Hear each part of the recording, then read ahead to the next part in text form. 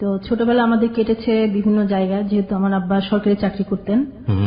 চিটংয়ে ছিলাম, ঢাকাতে ছিলাম, বিভিন্ন জায়গায় ছিলাম। তো চিটংয়ের কথা বলি, তখন আমরা ছোট ছিলাম, আমরা বিভিন্ন জায়গায় বিকেলে বের হতাম, সব বান্ধবীরা মিলে ঘুরতাম, পাহাড়ে চড়তাম, আবার পাহাড় থেকে নেমে আসতাম, পাহাড়ে বসে দূরে সেই দৃশ্য দেখতাম। চট্টগ্রামের। কয় ভাই বোন ছিলেন আপনারা? আমরা 6 বোন 2 ভাই। 6 বোন 2 ভাই। আপনি যে সময় গল্প বলছেন সেই সময় কত সাল আনুমানিক, বা আপনার কত বছর বয়সের গল্প? আমার তখন সেটা 7-8 বছর। 7-8 বছর, তার মানে এখন থেকে আমরা বলতে পারি প্রায় 40-42 বছর আগের গল্প। জি। আমার ছোটবেলা থেকে আমার মনে আছে, আমার বাবা খুব ছোট আমি ছিলাম তখন, আমি খুব ফ্রি হ্যান্ড আঁকতে পারতাম, আমার মা খুব ভালো আঁকতে পারতেন। আপনি ভাই বোনদের মধ্যে আপনার পজিশন?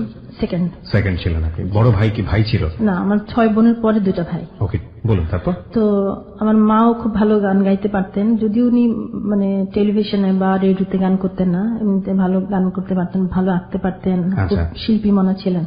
তো ছোটবেলায় আমার একটা প্রকৃতির প্রতি আমার খুব একটা নেশা ছিল। তো যেমন পাখি দেখতাম, আকাশ দেখতাম, খুব মনোযোগ দিয়ে দেখতাম। তবে আমি ভালো খেলাধুলো করতে পারতাম, এবং আমাদের স্কুলে যে গানের প্রোগ্রাম হতো সেখানে গান করেছি অনেক। ক্লাস 7-এ পড়ি, তখন আমার জীবনের প্রথম স্টেজে গান করা। তো ছোটবেলা থেকেই আমার মা বলেছে, আমি শুনেছি যে আমার রেডিওর প্রতি খুব ঝোঁক ছিল। তো আমি রেডিও থেকে শুনে শুনেই গান শিখেছি তখন। আমি প্রথম জীবনে গাইতে পারেন? হ্যাঁ, গাইতে, টেলিভিশনে গান করেছি আমি। আমরা কি শুনতে পারি আপনার কাছ থেকে? হ্যাঁ হ্যাঁ, খালি গলায়। আমার সোনার ময়না পাখি কোন দোষেতে গেল উইরারে, দিয়া মোরে পাখি রে আমার সোনার ময়না পাখি, সোনা বরণ পাখি রে আমার কাজল বরণ আখি, দিবানিশি মন চায় রে বাঁধা তোরে রাখি রে আমার সোনার ময়না পাখি। বাহ বাহ, চমৎকার চমৎকার, ভেরি গুড। আমরা সময় পেলে আপনার কাছ থেকে গান শুনবো। তো শুনি, আপনি গান শিখছিলেন সেই সময় রেডিও টেলিভিশন থেকে শুনে শুনে? হ্যাঁ, শিখছিলাম। মানে তখন আমার, এখন তো গলায় এরকম, তখন আমি কিন্তু কোথাও শিখি নাই। হ্যাঁ, আমার বাবা মা খুবই অন্যরকম ছিলেন, যে বাইরে গান করা এগুলো খুব একটা পছন্দ করতাম না। তবে স্কুলে যে প্রোগ্রাম করতাম এগুলোতে ওনাদের সায় ছিল। তারপরে প্রথমে আমি, একজন টিচার আমাকে বললেন যে ও তো গান গাইতে পারে, তুমি একটা গান করো। তখন আমি একটা গান শোনালাম, শোনানোর পরে তখন উনি আমাকে স্টেজে চান্স দিলেন। ম্যাডাম, টিফিনে ছুটি হয়ে যেত, তখন আমরা সবাই হল রুমে চলে যেতাম, বাচ্চারা সবাই, তখন ওখানে রিহার্সাল হতো আর কি। মাইক্রোফোন সামনে দাঁড়িয়ে গান গাইতাম, আর ভিতরে থাকতো মিউজিক, হারমোনিয়াম যেটা থাকতো সেটা। তো আমি একদিন এরকম গান করছি, আমাদের রিহার্সাল চলছে, তো আমাদের টিচাররা এদিকে বসে আছেন এক পাশে। তো আমি যখন গানটা গাই, তোমরা ভুলে গেছো মল্লিকাদির নাম, তখন আমি গান গাওয়ার ভিতরেই সামনে ফ্রন্টে দেখছিলাম যে আমাদের ইংলিশ টিচার ছিলেন একজন হিন্দু, ওনার নাম হলো বিমল চক্রবর্তী। ওই স্যার দেখছি কি এদিকে ওদিকে তাকাচ্ছে। তো আমি একটু মানে কেমন একটু ভয় পেয়ে গেলাম যে গানের কোনো সমস্যা হচ্ছে কিনা। গানটা আমার শেষ হওয়ার সাথে সাথে উনি বললেন এক্সেলেন্ট এক্সেলেন্ট, চিৎকার করে বলে উঠলো। তো এটা আমার একটা জীবনের একটা এটা হলো আমার ছোটবেলার, একেবারে ছোটবেলার গল্প। তখন আমরা একটু বড় হই, তখন আমার বাবা আবার সরকারি চাকরি নিয়ে মালয়েশিয়া যান। তখন আমরা 2 বোন আমাদের নানার বাড়িতে ছিলাম। পরে আমি যাই, আবার 2 বোনকে রেখে বাকি পরিবার নিয়ে চলে যায়। হ্যাঁ, ছোটগুলোকে নিয়ে চলে গেছে ওনারা। আমাকে আবার 1 বছর পরে আমার বাবা নিয়ে যায় ওখানে। এটা কোন ক্লাসে পড়া অবস্থায়? তখন আমি ক্লাস 9-এ পড়ি। ক্লাস 9-10-এ পড়ি। তখন আমরা ওখানে পড়াশোনা করি, স্কুলে ভর্তি হই। তখন আমি ক্লাস 10-এ পড়ি। তখন আমি অবশ্য কারোর সাথে কখনোই মানে এই যে প্রেম করা, তারপরে ইয়ে করা, আমি কেমন জানি একটা ভয় পেতাম আর কি। ছেলেদের চোখের দিকে তাকালে আমার কেমন জানি একটু লাগতো, লজ্জা লাগতো, মানে একটু অন্যরকম ছিলাম আর কি, তাকাতেই পারতাম না, আনইজি লাগতো। তো যখন মালয়েশিয়া চলে যায় বাবা মা, তখন আমরা ছিলাম ওখানে। খুব ভালো একটা পরিবেশ ছিল, বলবো একটু বলতেই হয়, না বললেই না। আমার 3টা নানার বাড়ি পাশাপাশি ছিল। হ্যাঁ, 3টা বাড়ি, যেমন 8টা ভাই 8 বাড়িতে গেছে। হ্যাঁ, তো নানাদের বাড়িতে হলে প্রত্যেক বাড়িতে বাগান, পুকুর, আলাদা ঘাটলা, মানে ঘাট, পুকুর ঘাট, খুবই সুন্দর পরিবেশ। আমার জীবনের যে মালয়েশিয়ার যে জীবনটা সেটাও খুব ভালো লেগেছে এবং নানার বাড়ির জীবনটা খুবই আমার ভালো লেগেছে এবং জীবন মানুষকে যে পাল্টে দেয়, প্রত্যেকটা মানুষেরই ছোটবেলার একটা গল্প থাকে ভালো লাগার। তখন আমার মনে আছে যে আমাদের রাস্তা থেকে যে বাড়িতে ঢুকতাম, নানা বাড়িতে ঢুকতাম, তার পাশে ছিল যে খেজুর গাছ, ছোট ছোট এরকম বেঁকা হয়ে হয়ে খেজুর গাছ, মাটির পাতিল বসিয়ে দিয়ে যেত, তখন আমরা পাট করি ঢুকাই আমরা রস খেতাম। ওই রসটা যে কিরকম ছিল, একটু লাল লাল ধরনের ছিল যখন তাজার যে রসটা, আমরা সেটা মানে ভুলতে পারি না। হ্যাঁ, নানাদের বাড়িতে পরিবেশটা আবার খুব ভালো ছিল, সবাই খুবই শিক্ষিত ছিলেন। সবসময় শীতে বা গ্রীষ্মে যখন ছুটি পেত ডিসেম্বরের দিকে সবাই চলে আসতো গাড়ি নিয়ে, সবাই একসাথে হয়ে, আবার নদীর পাড়ে ছিল বাড়িটা। হ্যাঁ, তো তখন ওই নদীর পাড়ে সবাই পিকনিক করতো, সবাই একসাথে হয়ে পিকনিক করতো। বিউটিফুল। রাতে ওই নারকেল, তারপরে চাল, তাজা রসটা দিয়ে একটা পায়েস রান্না করা হতো। মানে ওই সময়টাতে পুরো ফ্যামিলি মালয়েশিয়াতে, কিন্তু আপনি আপনার নানুর বাড়িতে। হ্যাঁ হ্যাঁ, তো পায়েস রান্না করা হতো আর কি। তো মামারা, তারপর খালারা যারা আছে, খুবই ভালো লাগতো। আবার আমরা গোল্লা ছুট খেলতাম, ধান কাটার পরে আশেপাশে যে জায়গাগুলো ছিল ওগুলো তো খালি, আমরা চাঁদের আলোতে গোল্লা ছুট খেলতাম আর কি। বাহ, এগুলো আসলে যে মানে গ্রামে থাকেনি সে আসলে বুঝতে পারবে না যে মজাটা আসলে। হ্যাঁ, মজাটা কি। তারপর আত্তিপাতি খেলতাম আমাদের সাথে।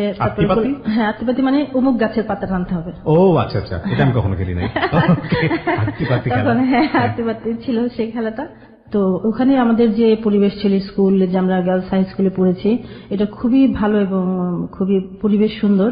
আমরা নদী পাড়ে যেতাম, আমার একটা বান্ধবী ছিল শিখা, ও খুব ভালো গাইতে পারতো, ওর বোন ছিল ও খুব ভালো নাচতে পারতো। এরা কিন্তু মানে কখনো নাচ গান শিখে নাই। তো আমরা বিভিন্ন খেলাঘর আসলে সম্মেলন করেছি, বিভিন্ন জায়গায় গিয়েছে অনুষ্ঠান করার জন্য।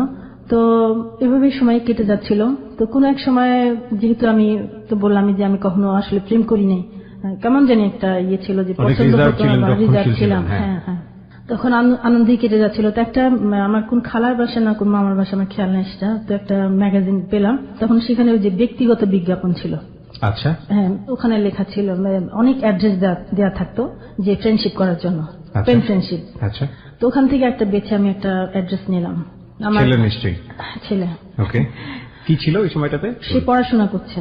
পড়াশোনা করছিল? কিসে পড়াশোনা করছিল? ও মেডিকেল কলেজে 4th ইয়ারে পড়তো তখন। মেডিকেল কলেজে 4th ইয়ারে পড়ছিল? বাহ, তারও সময় দেখে আমরা অবাক হচ্ছি, সেও ব্যক্তিগত বিজ্ঞাপন দিয়েছে। যাই হোক, হ্যাঁ বলেন।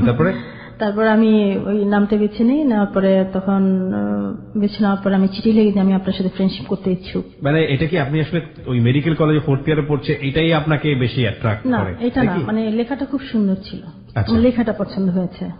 কি লেখা ছিল মনে আছে? সুন্দর মনে একটা মানুষ খুঁজছে ফ্রেন্ডশিপ করার জন্য। ওকে ওকে, যেহেতু আমিও সুন্দর একটা ভালো একটা মানুষ খুঁজছি। পেন ফ্রেন্ডশিপ সম্পর্কে বিশেষ করে অনেক ইয়াং ছেলেরাই বা মেয়েরাই বুঝতে পারবে না আসলে পেন ফ্রেন্ডশিপ ব্যাপারটা আসলে কি। একটা সময় ছিল যখন একটা ম্যাগাজিনই বের হতো, একটা নাই বলবো বেশ কয়েকটা ম্যাগাজিন বের হতো, যে ম্যাগাজিনগুলোতে ব্যক্তিগত বিজ্ঞাপন দেওয়া যেত, ওখানে নিজের ঠিকানা দেওয়া যেত, নিজের সম্পর্কে বলা যেত, ওই ঠিকানায় অনেকেই দেখা যেত তারা চিঠি লিখত। ইউনিভার্সিটিতে আমি যখন ফার্স্ট ইয়ারে পড়ি তখন ওই বিষয়টা ছিল, আমি দেখেছি অনেক বড় ভাইরা এই কাজটা করতো। নীলক্ষেত এবং নিউ মার্কেটে আমি দেখেছি যে বইগুলো বিক্রি হয়, ম্যাগাজিন বিক্রি হয়, পেন ফ্রেন্ডশিপ করার জন্য আলাদা মানে ঠিকানা দিয়ে একটা ম্যাগাজিন বের হতো এবং অনেকেই সেটা ব্যবহার করতো। Very interesting. ওকে, তো সেই পেন ফ্রেন্ডশিপ আমলের গল্প করছেন আপনি, ঠিক আছে, বলুন। তারপর আমি লিখলাম, আমার লেখা লিখলাম যে আপনার সাথে আমি পেন ফ্রেন্ডশিপ করতে ইচ্ছুক, তো আপনার লেখাটা আমার ভালো লেগেছে। পরে আমি তো অপেক্ষা করছি চিঠিটার জন্য, সত্যি হ্যাঁ অপেক্ষা করছি এবং অনেক আগ্রহ নিয়ে যে এটা আমার এটা পছন্দ করবে কিনা বা আমার আদৌ গ্রহণ করবে কিনা। হয়তো অনেকে চিঠি গিয়েছে সেখানে, তাই না, এত চিঠির মাঝে আমার চিঠিটা, আমি খুব একটা টেনশনও ছিলাম তখন। তো কয়েকদিন পরে দেখলাম যে একটা চিঠি আসলো। তো আমাদের ডাকঘরটা ছিল আবার স্কুলের সাথে, তো আমি আবার ওখানে আবার গিয়ে বলতাম, মাঝে মাঝে খোঁজ নিতাম, চিঠির জন্য খোঁজ নিতাম। তো আপনি কি আপনার সম্পর্কে বলেছিলেন যে আপনি ক্লাস 10 এ পড়েন বা কোন স্কুলে পড়েন, কি অবস্থা? না, এখনো বলিনি। তখনও বলেননি? তখন আমি খোঁজ নিয়ে দেখলাম যে না, একটা চিঠি এসেছে আমার নামে। তো চিঠিটা আমার দেখেই প্রথমে এত ভালো লেগেছে, মানে লেখাগুলো এত সুন্দর এবং নীল একটা খাম যে চারিদিকে ডিজাইন করা, বর্ডার দেয়া, হ্যাঁ বিয়ারিং খাম যেটাকে বলতাম আমরা, বর্ডার দিয়ে, এবং ভিতরে স্কাই কালারের একটা প্যাড পাতলা, এটার ভিতরে খুব সুন্দর ছোট ছোট করে লেখাগুলো মনে পড়ছে না, তবে সেটা আমি ভাবছি আমার চোখের সামনে চলে এসেছে। খুবই ভালো লাগছে আমার সেই মুহূর্তটার কথা ভেবে যে না, চিঠিগুলো আমি এখনো মানে আমার সেই চিঠিগুলো এখনো ভুলতে পারিনি, যে চিঠিগুলোর লেখা। প্রথম চিঠি পেলেন আপনি? হ্যাঁ, কি লেখা ছিল ওখানে? ওখানে ছিল যে শুভেচ্ছা নেবেন, হ্যাঁ আপনার সাথে আমি ফ্রেন্ডশিপ করতে ইচ্ছুক এবং আপনার লেখা ভালো লেগেছে। তো এটাই, এই ফর্মালিটিস যেটা থাকে। ওকে, তো তারপরে এরপরে তো আমি একটা চিঠি দিলাম, চিঠি দেওয়ার পরে আমি একটা ছবি দিয়ে দিলাম। তখন আপনার নিজের ছবি? হ্যাঁ। ছবি চেয়েছিল আপনার কাছ থেকে? না, ছবি চাইনি, আমি নিজে থেকে দিলাম, একটা ব্ল্যাক এন্ড হোয়াইট একটা ছবি দিলাম। তখন শাড়ি পরা ছিল আমার। ব্ল্যাক এন্ড হোয়াইট এর আমল, বুঝেন? ছবিটা দেখে ওর খুব পছন্দ হয়েছে, বলছে না তুমি তো সুন্দর। তো এভাবে চিঠি আদান প্রদান হতে লাগলো এবং যে লেখাগুলো এগুলো তো আমি পড়তাম। আমার যে একটা অনুভূতি ছিল যে আমি যাকে মানে খুঁজেছি, মনে মনে যাকে খুঁজছি, মানে আমার মনে হয় যে তাকে আমি পেয়েছি। আপনি তো একটা আপনার ছবি দিলেন, ওই সময়টা থেকে উনি ওনার একটা ছবি দিল রিপ্লাই, নাকি ছবি দেয়নি? না, ছবি দেয়নি। মানে ছবি দিয়েছেন, মানে আপনি তো তাহলে আপনার সম্পর্কে ইন ডিটেল বলেই দিলেন যে আপনি আসলে দেখতে কেমন, কোথায় পড়াশোনা করছেন, বয়স কত, ছবি দেখে তো ধারণা করতে পারছিল। ওকে, হ্যাঁ বলেছি আমি যে আমি কি পড়াশোনা করছি, ও জিজ্ঞেস করেছে, তো আমার পরিচয় সবই বললাম, আমি ছবি দিলাম।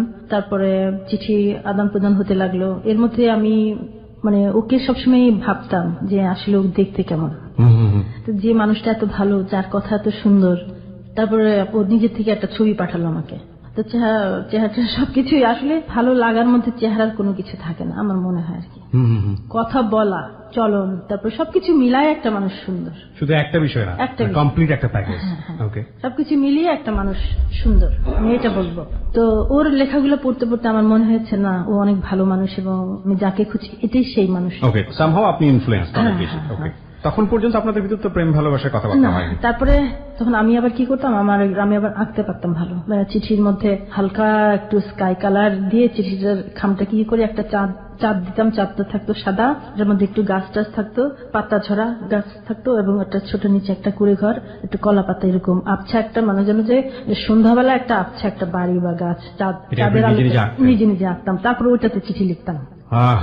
চিন্তা করুন চিঠির আমল কতটা রোমান্টিক ছিল।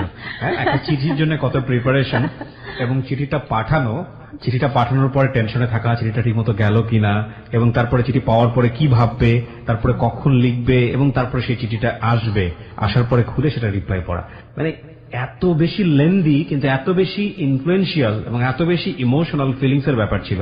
চিঠির আমলটা আসলে খুব বেশি দিন দূর হয়নি, আমাদের কাছ থেকে চলে গেছে। আমরা বলতে পারি যে আমার বাবা আমার কাছে চিঠি লিখতো, তার মানে আজ থেকে 12, 13, 14 বছর আগের ঘটনা যে আমাদের কাছ থেকে চিঠি চলে গেছে। আমার মার চিঠি, আমার বাবার চিঠি এখনো আমার কাছে ওইভাবে একদম যত্ন করে রাখা আছে। চিঠির আমলটা আসলেই অনেক বেশি সুন্দর ছিল। জি বলুন। তারপরে তো আমাকে বলতে যে তুমি আমার মানুষই, মানে এর মধ্যে আমাদের মন দেয়া নেয়া হয়ে গেছে যে ওর লেখা। এবং প্রস্তাবটা কি আগে করলো? ওই আগে করলো। আচ্ছা, কি বলেছিল? তোমাকে খুব ভালো লেগেছে, তুমি আমার মানুষই, তোমাকে ছাড়া আমি কাউকে বিয়ে করবো না। মানে এই ধরনেরই একটা ব্যাপার ছিল কি? ওকে, সন্দেহের একটা ব্যাপার থাকে না যে এই যে পেন ফ্রেন্ডশিপ থেকে আসলো বিষয়টা, ওরও তো নিশ্চয়ই আরো এরকম থাকতে পারতো, কিংবা ও আপনাকে সন্দেহ করতে পারতো যে যেহেতু পেন ফ্রেন্ডশিপ থেকে এসছে নিশ্চয়ই আপনারও আরো কারোর সাথে। আরেকটা জিনিস আমি এখানে বলবো আপনার সাথে, সেটা হলো গিয়ে আমরা একটা মানুষের সাথে কথা বললে অনেক সময় বুঝতে পারি যে মানুষটা কেমন, ঠিক লেখাটাও ঠিক তেমনই।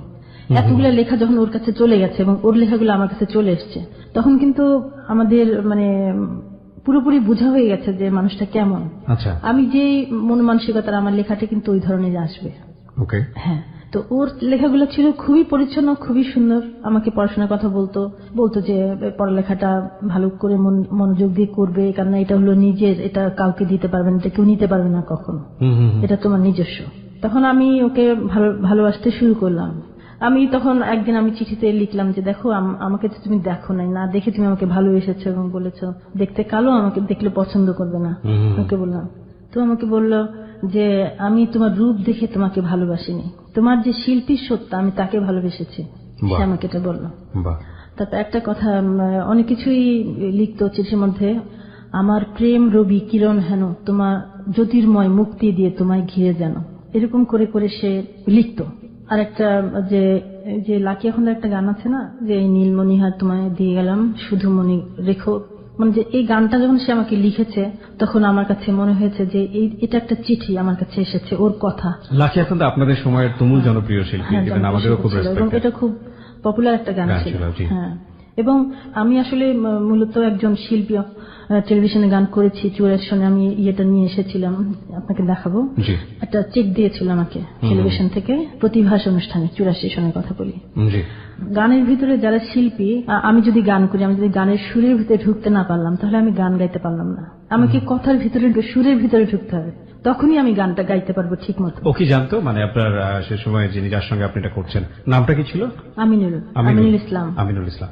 তো এই যে আমিনুল সাহেবের সঙ্গে আপনি তখন যে কথোপকথন বা যে বিষয়গুলো হচ্ছে, ও কি জানতো যে আপনি গান গাইতে পারেন? হ্যাঁ, আমি বলেছি যে আমি গানের কথাগুলো লিখতাম শুধু, যেমন যে আমার সোনার ময়না পাখি, ঠিক আছে, এটা যে প্রথম যে লাইনগুলো এবং মাঝখানে যে লাইনগুলো, এগুলো প্রত্যেকটা মাঝে মাঝে দিয়ে দিতাম চিঠির মাঝখানে। পুরো চিঠিটাই একটা শিল্প আর কি, না দেখলে বোঝা যাবে না আসলে এটা কি অবস্থা, যারা এটা দেখেছেন তারাই বুঝবেন।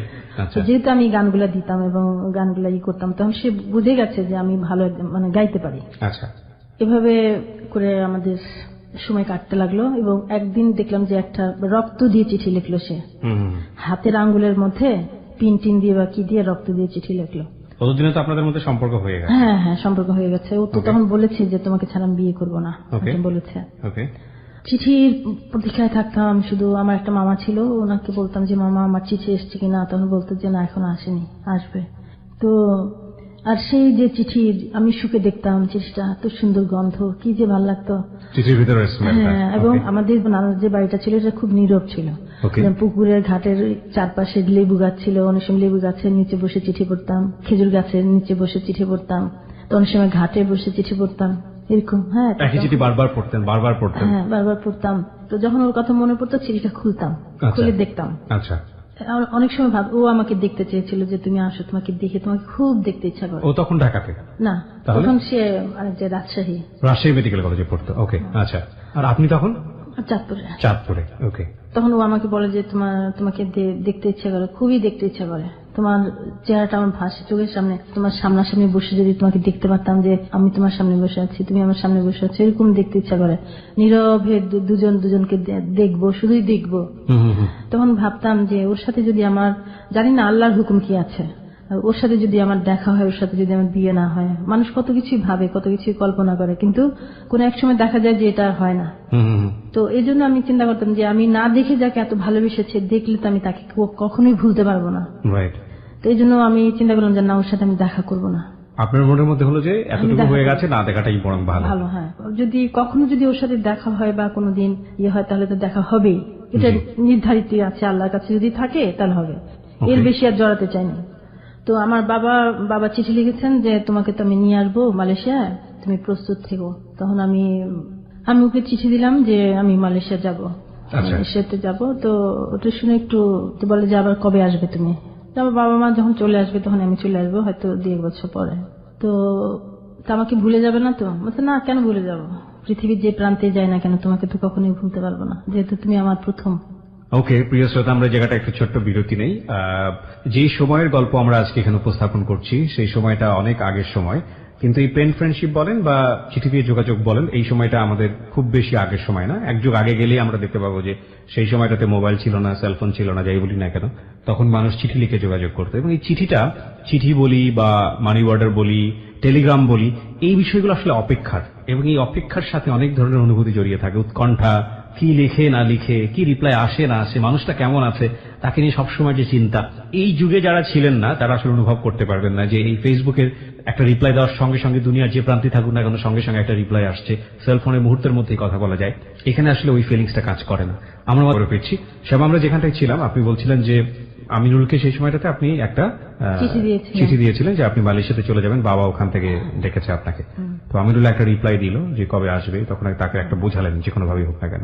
ওকে, তারপর চিঠিতে একটা ছবি দিয়েছিল আমাকে, ছবিটা খুবই সুন্দর এবং ছবিটা আমি প্রায় দেখতাম, যখন ওর কথা মনে হতো আমার, তখন ছবিটা খুলে দেখতাম। ছবিটার কন্টেন্ট কি ছিল?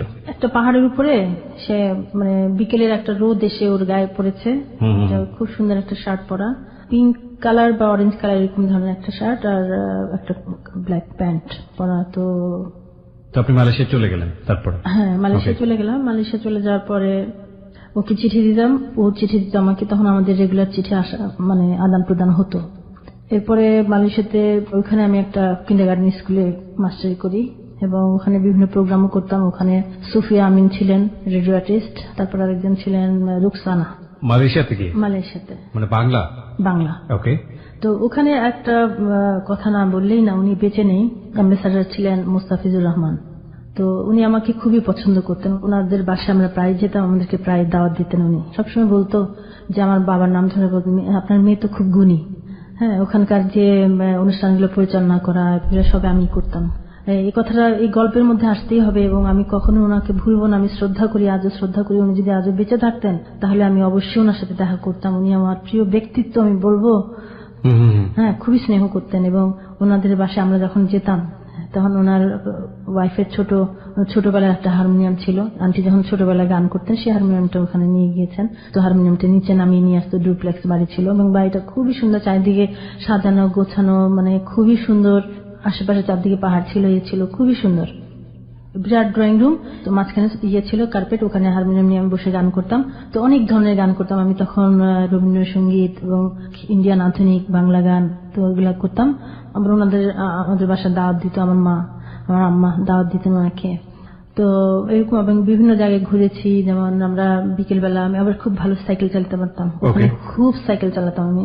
আমাদের এরিয়াটা ছিল আর্মি অফিসার, যেহেতু আমার বাবা একজন আর্মি অফিসার ছিলেন। তো আমরা ছিলাম কর্নেল আরিফ সাহেবের বাড়িতে, ওটা একটা ডুপ্লেক্স বাড়ি। তো ওটাও একটা খুবই সুন্দর, ছোট ছোট আম গাছ ছিল, এটাতে আম ধরে থাকতো, আবার ওদিকে আবার ফুল করতো। পেঁপে গাছ ছিল, এত বড় বড় পেঁপে, লাল লাল পেঁপে। তারপরে ছোট ছোট গাছে জাম ধরে থাকতো। আমাদের পাশে একটা মালয়েশিয়ান একটা মেয়ে ছিল, নাম ছিল রোজিতা। তো ওই রোজিতাকে নিয়ে আমরা পাহাড়ে ঘুরতে যেতাম। আমরা আমার বোন ভাই ওদেরকে নিয়ে, বাসা যেখানে ছিল ওটার পাশে ছিল পাহাড়। তো ওখানে আমরা বিস্কিট, তারপর ড্রিঙ্কস এগুলো করে বোতলে করে নিয়ে যেতাম। হ্যাঁ, তো বিকেলে ওখানে যেতাম। বেশি একটা উঁচু না পাহাড়, একটা টিলার মতো।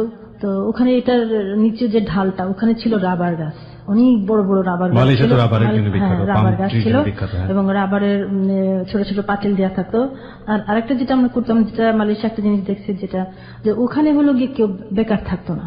ইয়াং ছেলেদেরকে দেখতাম যে বিভিন্ন রকমের পিঠা বা এটা সেটা তারা রাস্তার ধারে বিক্রি করছে। মানে কেউ, আমরা যেমন অবসর বসে থাকি বা আমরা ছেলেদেরকে এরকম দেখতাম না, খুবই পরিচ্ছন্ন ছিল। আরেকটা ওই দেশের একটা নিয়ম, আমরা তখন যেখানে ছিলাম একটা নিয়ম ছিল কি, চাইনিজ ছিল, মালয়েশিয়ান আর হলো তামিল। তো এখানে ওদের একটা দেশের একটা নিয়ম ছিল যে মালয়েশিয়ানের সাথে চাইনিজ বা তামিল বিয়ে হতে পারবে না, এটা সরকারি ভাবে আইন করা ছিল। তো এটা তারা আবার খুব, ওই দেশের মানুষ খুব মেনে চলতো আর কি। হ্যাঁ, যে ওদের দেশের সাথে মালয়েশিয়ান মানুষের সাথে যেন অন্য জাত যেন মিশতে না পারে। চাকরি বাকরি করতো চাইনিজরা, বিল্ডিং করা বা খুব কাজ এগুলো চাইনিজরা করতো, মালয়েশিয়ানদেরকে দেখিনি করতে কখনো। আচ্ছা, ওইখানে যে কিন্ডারগার্টেন স্কুলে যে মিস্টার ছিলাম, ওইখানে চাইনিজ বাচ্চারা, বিভিন্ন দেশের বাচ্চারা এসে পড়াশোনা করতো। এবং একটা জিনিস আমি লক্ষ্য করেছি যে মানে ওই দেশে যে টিচারদেরকে যে কতটুকু সম্মান দেয় এবং তো ওখানে ক্লাসরুমে সবকিছু ছিল, খালি হাতে আসতো, খালি হাতে যেটা আমরা বাচ্চাদেরকে রিসিভ করতাম। এবং আমাদের যে প্রিন্সিপাল ছিলেন চাইনিজ, উনি ঝাড়ু দিত, আয়া বুয়া ছিল না, সব টিচার আর প্রিন্সিপাল মিলে করতে হতো। বাচ্চাদেরকে গাড়িতে উঠায় দেওয়া, গাড়ি থেকে রিসিভ করা, এগুলো সব টিচারদের দায়িত্ব ছিল। ওনারা চাইনিজ, ওনারা ভাবছে কি আমরা তামিল, একটু কালো ছিলাম না, ভাবতো যে তামিল। তো ওনাদের যে আচার ব্যবহার খুবই ভদ্র এবং অনেক কিছু আছে শেখার বাইরে গেলে। তো আরেকটা যে রিজাল্ট ছেলের কথা বলি, তো রিজাল্ট ছেলেটাকে আমি কোনোভাবেই কন্ট্রোল করতে পারতাম না। আমার রুমের, ক্লাসরুমের সাথে ছিল প্রিন্সিপালের রুম। আমি হয়তো অন্য বাচ্চাকে দেখাচ্ছি, পড়াচ্ছি, এমন সময় সে হয়তো দরজা ফাঁক করে খুলে চলে গেল, প্রিন্সিপালের টেবিল ধরে দাঁড়িয়ে রইল। তো একদিন মাথার মধ্যে একটু এরকম করেছি আর কি, হালকা ভাবে একটু চেপেছি, এটা মানে কিছু তো করিই নাই, কিছু তো বলি না ওকে। তখন ছেলেটা একটু অপছন্দ করলো এবং ওর বাবা মাকে বললো। তখন প্রিন্সিপাল আমাকে বুঝিয়ে বললো যে না, এরকম করা যাবে না, কোনো কিছু বলা যাবে না, বাচ্চাকে বুঝিয়ে বলতে হবে। তারপরে ওখানে তো ভালোই দিন কাটতে লাগলো। মালয়েশিয়া যখন যাই, ওর সাথে রেগুলার আমার চিঠি আদান প্রদান হতো, সবসময় চিঠি আদান প্রদান হতো। তো এই চিঠিটা কোথা থেকে আসতো, যেহেতু রেগুলার আসতো? ফ্যামিলি কি জানতো না, আপনার ফ্যামিলি? হ্যাঁ, ফ্যামিলি জানতো, জানতো, মামারা জানতো, সবাই বলতো যে খুব ভালো ছেলে, উনি চিঠি পড়েছে আমার মামা। চিঠি পড়লো মানে কিভাবে পড়লো? আমি বলে কি, আমি চিঠি দিয়েছি এবং নানু পড়তো, মানে পড়তো সবাই। মানে আপনার চিঠি গণহারে সবাই পড়তো? সবাই পড়তো, মানে খুব সুন্দর লিখতো, মানে এমন কোনো কেউ জানতো যে ওর চিঠি ফ্যামিলি সবাই পড়ে? মানে ওর লেখাটা এমন ছিল যে কোনো কিছু আপনিও পড়তে পারবেন, এত সুন্দর করে লেখা ছিল। ওকে, তো এই যে আপনি ফ্যামিলির লোকজনকে চিঠি দিয়ে বেড়াচ্ছেন, কিন্তু এটা কি মানে আপনার ইচ্ছাই হয়েছিল নাকি তারা ধরে ফেললো হঠাৎ করে? ধরে তো ফেলবে, চিঠিগুলো আসে এবং আমার কাছে আসে কে, ওনারা আমার অভিভাবক হিসেবে তো ওনাদের জানার অধিকার আছে। তখন তো আমাকে চিঠি দেখাতে বাধ্য হতে হলো। তখন আমি চিঠি দেখালাম, চিঠি দেখানোর পরে বলতে না, ছেলেটা খুবই ভালো, তুমি যোগাযোগ রাখো। ওকে, আপনার ফ্যামিলি থেকে একটা পজিটিভ সাইড? হ্যাঁ, পজিটিভ একটা সাইড ছিল। তো মালয়েশিয়াতেও আপনার বাবা মা সবাই জানে? হ্যাঁ, মালয়েশিয়াতে বাবা মা জানতো। তার মানে কোনো বাধা ছিল না? না, কোনো বাধা ছিল না। ছেলেটার সঙ্গে যোগাযোগ করতে চাইনি আপনার চিঠিটা পড়ে? যোগাযোগ ওনারা করতে চাইনি, ফ্যামিলির লোকজন করতে চায়নি? শুধু আমি করেছি। ওকে, ঠিক আছে, তো মালয়েশিয়াতে আপনার যোগাযোগ ছিল। হ্যাঁ, তারপরে মালয়েশিয়া থাকার পরে তখন আমরা দেশে আসবো। এখন আব্বারও চাকরির মেয়াদ শেষ, ওখানে কয়েক বছরের জন্য গেছে এবং উনিও চলে আসবে, আমরা চলে আসবো। আসলাম বাংলাদেশে, এসে আমি আদমজিতে ভর্তি হলাম। বাংলাদেশে এসে এসএসসি দিলাম। ডিসেম্বরের 3 তারিখে আসলাম, আমার মনে আছে। মার্চে না এপ্রিল এসএসসি পরীক্ষা দিলাম, পরীক্ষা দিয়ে ভালোভাবে পাশ করলাম। করার পরে দিয়ে রেজাল্ট ভালো করে তখন আমি আদমজি ক্যান্টনমেন্ট কলেজে ভর্তি হই। আচ্ছা, তখন ওর সাথে আমার একটু যোগাযোগটা একটু গ্যাপ হয়ে গেছে। যোগাযোগটা গ্যাপ হয়ে গেল কেন? গ্যাপ হয়ে গেল যে ও চলে গেছে চাকরি নিয়ে অন্য জায়গায়। ওর জব হয়ে গেছে? হ্যাঁ, জব হয়ে গেছে অনেক দূরে। আচ্ছা, ওখান থেকে মানে হয়তো কোনো সুযোগ সুবিধা পাচ্ছে না, বা কোন অ্যাড্রেসে চিঠি দিবে বা কি, আমিও মানে একটু গ্যাপের মতো। তখন আমি একটা চিঠি দিই ওকে, আচ্ছা, যে আমার অমুক তারিখে বিয়ে হয়ে যাবে, তুমি যদি আমাকে সেই তোমার বিগত জীবনের সব কথা যদি সত্যি হয়ে থাকে, যদি বিয়ে আমাকে করার ইচ্ছা থাকে, তাহলে তুমি আসো। এটা কি মানে আপনার সাথে গ্যাপ হয়ে যাওয়ার পরে? হ্যাঁ, পরে। কতদিনের গ্যাপ ছিল? বেশি না, যেমন 5-6 মাস এরকম। এই সময়টা কি সত্যি সত্যি বিয়ে ঠিক হয়েছে নাকি ওকে আপনি যে কোনো ভাবেই হোক? না, ওকে না, আমার মা বলতেছে যে তুমি কাকে ভালোবাসলা, তুমি সে কি তোমাকে আদৌ কি বিয়ে করবে নাকি তুমি জানো, কারণ অনেকে বলে থাকে না যে এরকম। আচ্ছা আচ্ছা, হ্যাঁ। তো তার মানে আপনার ফ্যামিলি থেকে বিয়ে তখনও ঠিক হয়নি, কিন্তু আপনি যে কোনো ভাবেই হোক ওকে একটু যাচাই করে দেখতে চাচ্ছেন? দেখতে চাচ্ছি যে আসলে সত্যি কিনা। আচ্ছা, হ্যাঁ, যেহেতু গ্যাপ হয়ে গেছে এখন, কারণ আমি তো ভুলতে পারবো না। কতদিন পরে গ্যাপটা হলো? এটা মালয়েশিয়া থেকে আসার পরে ধরেন কত, না আপনাদের চিঠি চালাচালির কতদিন পরে এই গ্যাপটা হলো? মানে তখন 4 বছর পর। 4 বছর ধরে কন্টিনিউয়াসলি চিঠি লিখেছেন। এই 4 বছরে যদি আমি একটু অন এভারেজ বলি, প্রতি সপ্তাহে কি চিঠি আসতো?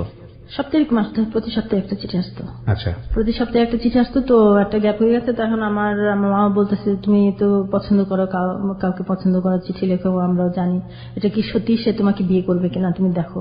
তো আমি একটা ডেট দিয়ে দিলাম যে মুখ তারিখে আমার বিয়ে হয়ে যাবে, তুমি যদি সত্যি আমাকে ভালোবাসো এবং আমাকে বিয়ে করবা বলেছো আগে, যদি তা হয়ে থাকে তাহলে তুমি আসো। তখন এটা বলে আমি তো চিঠি দিয়ে দিয়েছি, কিন্তু চিঠি কোনো রিপ্লাই আসে নাই। ঠিক আছে, আমি তখন আদমজিতে পড়ি, তখন ফার্স্ট ইয়ার। আমার রোল নাম্বার ছিল 505 ই সেকশন। আমার ভাইস প্রিন্সিপালের মেয়ে আমার বান্ধবী ছিল রুমি, ও আমার ক্লোজ ফ্রেন্ড ছিল। তো ওর সাথে আমি কমন রুমে গেলাম।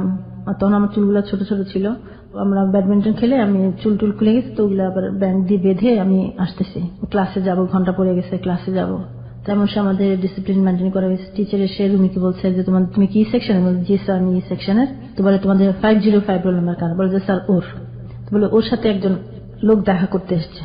তো তখন আমি চিন্তা করলাম যে আমার সাথে কোন লোক, কে দেখা করতে আসবে। আমি তখনও বুঝতে পারি না যে আসলে ও।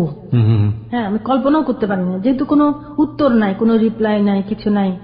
হ্যাঁ, একদম 5 মাস যাবত ফুললি অফ। হ্যাঁ, মানে এটা একদম কেমন জানি একটা হয়ে গেছে। তো চিন্তা করতে পারি না। তো আমি 4-5 হাত হবে দূরে আমি বারান্দা দাঁড়ায় আছি, আমাদের ডিসিপ্লিন মেনটেন করে স্যার, ওই স্যার আমার পাশে দাঁড়িয়ে আছেন উনি। তো দাঁড়িয়ে আছেন এবং টিচারও ক্লাসে যাবেন এরকম বের হয়ে গেছেন। তো এখন আমি দেখি যে দরজার সামনে একজন, টেবিলের সামনে একজন ছেলে দাঁড়িয়ে আছে। তো আমি ওনার দিকে তাকিয়ে আছি, কিন্তু আমি বুঝতে পারছি তো আসলে এই লোকটাকে আমি চিনতে পারছি না এটা কে। এটা ইন্টারমিডিয়েট সেকেন্ড ইয়ারে যখন পড়ে। হ্যাঁ, ভাবছি যে কে ইনি, চিনতে পারছি না। তো দেখলাম কি ও হাত দিয়ে একটু ইশারা করলো এরকম করে ডান দিক থেকে দেখলাম সাদা শার্ট কালো প্যান্ট পরা, ও বের হয়ে আসলো।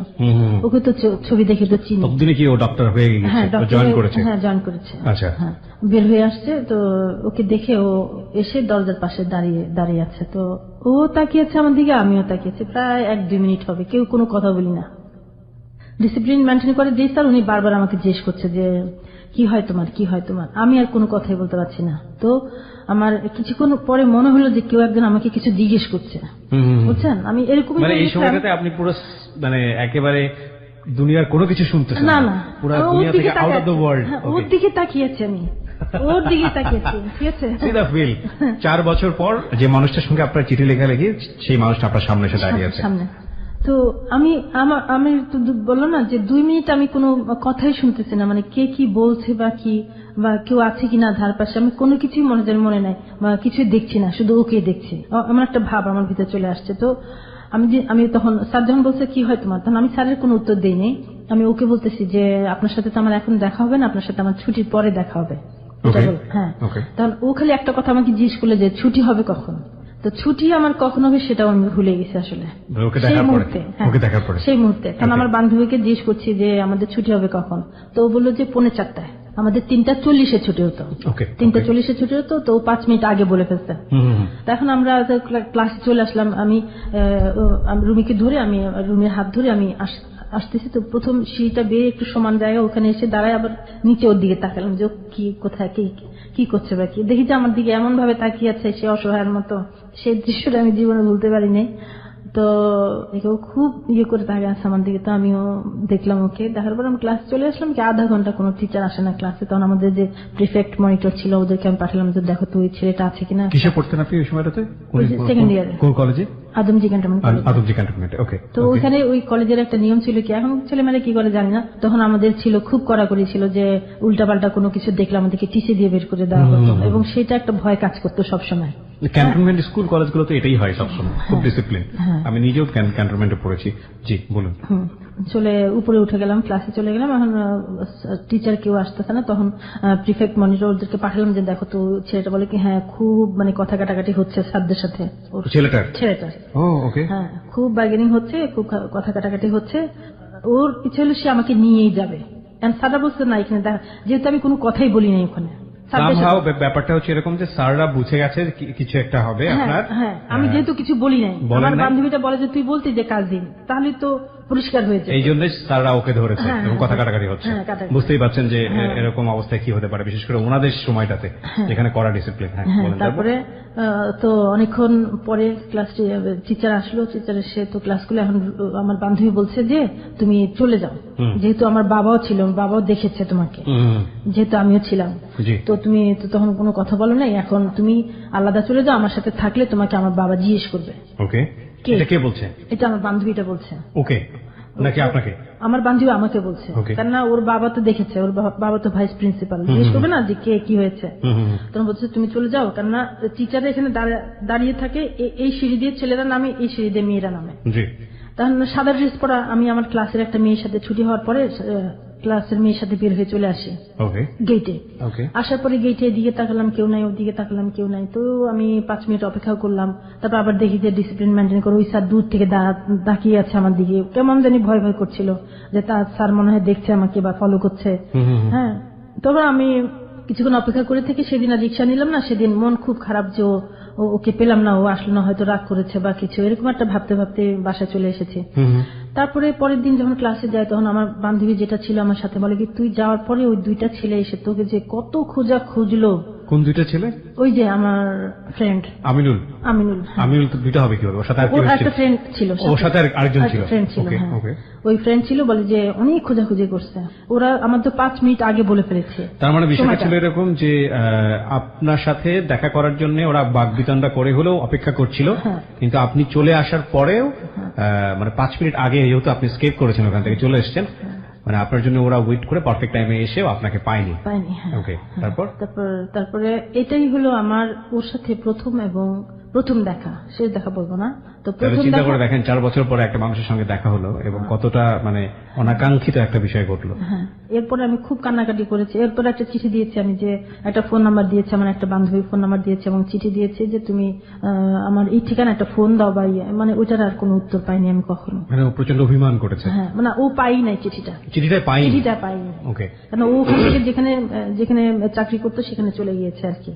আচ্ছা আচ্ছা, চিঠিটা যেখানে দিয়েছে ওর তো ওই অ্যাড্রেসে যায়নি, এটা তো হোস্টেলের অ্যাড্রেসে গেছে।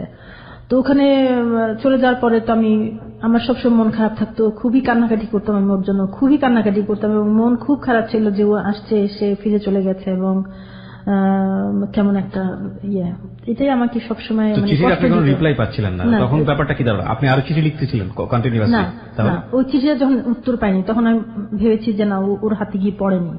ওর হাতে যদি চিঠিটা পড়তো না, তা না হলে সে ফোন দিত বা একটা কিছু বলতো। সে ভেবে নিয়েছে যে আমার বিয়ে হয়ে গেছে বা বিয়ে হয়ে যাবে, আমি তাকে পছন্দ করি না, সেটাই ভেবে নিয়েছে। ও, ইটস ভেরি ইন্টারেস্টিং। মানে যেহেতু আপনার আগে চিঠিটা ছিল যে আপনার বিয়ে হয়ে যাচ্ছে, সে কারণে ও দেখা করতে এসেছিল, এবং যেহেতু আপনার চিঠিটা ও আর পায়নি, তার মানে এবং আপনার সঙ্গে দেখা হওয়ার ব্যাপারটাও ভালো ছিল না, সবকিছু মিলিয়ে ও ভেবে নিয়েছে যে আপনার বিয়ে হয়ে যাচ্ছে এবং আপনি ওকে পাত্তা দিচ্ছেন না বা যে কোনো পছন্দ করি নাই। ওকে, ভেরি ইন্টারেস্টিং। ভেবে নিয়েছে, এটা ও ভেবে নিয়েছে। ওকে, তা আমার গল্পটা ছিল অন্যরকম, যে আমার ভিতরে এটা ছিল যে আমি ওকে পাইনি বা এসে আর আপনার দিক থেকে গল্পটা ছিল যে আপনার যেহেতু 5 মাসের গ্যাপ, আপনি ওকে একটু যাচাই করে দেখতে চাচ্ছিলেন। না, যাচাই না, তাহলে সত্যি ছিল, যাচাই ছিল না, কারণ আমি অপেক্ষা করতে পারছিলাম না, যে আমি ভয় পাচ্ছিলাম যে মানে এটা যে আমার জীবনের মানে শেষ হয়ে যাবে, এখানেই এন্ড হয়ে যাবে, এটা আমি চিন্তাই করতে পারি নাই। হয়তো আবার দেখা হবে বা এরকম একটা ভাবনা ছিল। আপনার বিষয়টা তো এরকম ছিল যে আপনার তো বিয়ে তখনও আসেনি, কিন্তু মা বিয়ের কথা বলতো, তো সামহাউ আপনি যেভাবে ওকে বিয়ে করতে এসেছিল, আপনাকে বিয়ে করতে এসেছিল। হ্যাঁ, সে বিয়ে করতে এসেছিল আমাকে। Very interesting. মানে আমি বিষয়টা যতটুকু বুঝলাম, প্রিয় শ্রোতা, হয়তো আপনারাও বুঝেছেন, তারপর আমি একবার একটু রিপিট করতে চাই, অনেকেই গুলিয়ে ফেলতে পারেন এই মুহূর্তে যারা যোগ দিয়েছেন। এই ভদ্রমহিলা 4 বছর ধরে একজন ভদ্রলোকের সঙ্গে পেন ফ্রেন্ডশিপ করেছে, এবং হি ওয়াজ এ ডক্টর, এবং উনি তখন ইন্টারমিডিয়েটে পড়েন যখন 4 বছর হয়েছে ওনার পেন ফ্রেন্ডশিপের বয়স। তো 4 বছর পরে একটা গ্যাপ হয়েছে ওনাদের যোগাযোগের 5 মাসের। তো সেই সময়টাতে উনি ওনাকে একটা চিঠি লিখেছেন আমিনুল সাহেবকে, যে আমার সঙ্গে তোমার দেখা করাটা জরুরি, কারণ আমার ফ্যামিলি থেকে চাপ দিচ্ছে, আমার বিয়ে ঠিক হয়ে যাবে। ওকে, আসলে বিষয়টা ওরকম ছিল না, কিন্তু তারপরেও ওনার দিক থেকে ব্যাপারটা কেমন সেটা দেখার জন্য উনি করেছেন।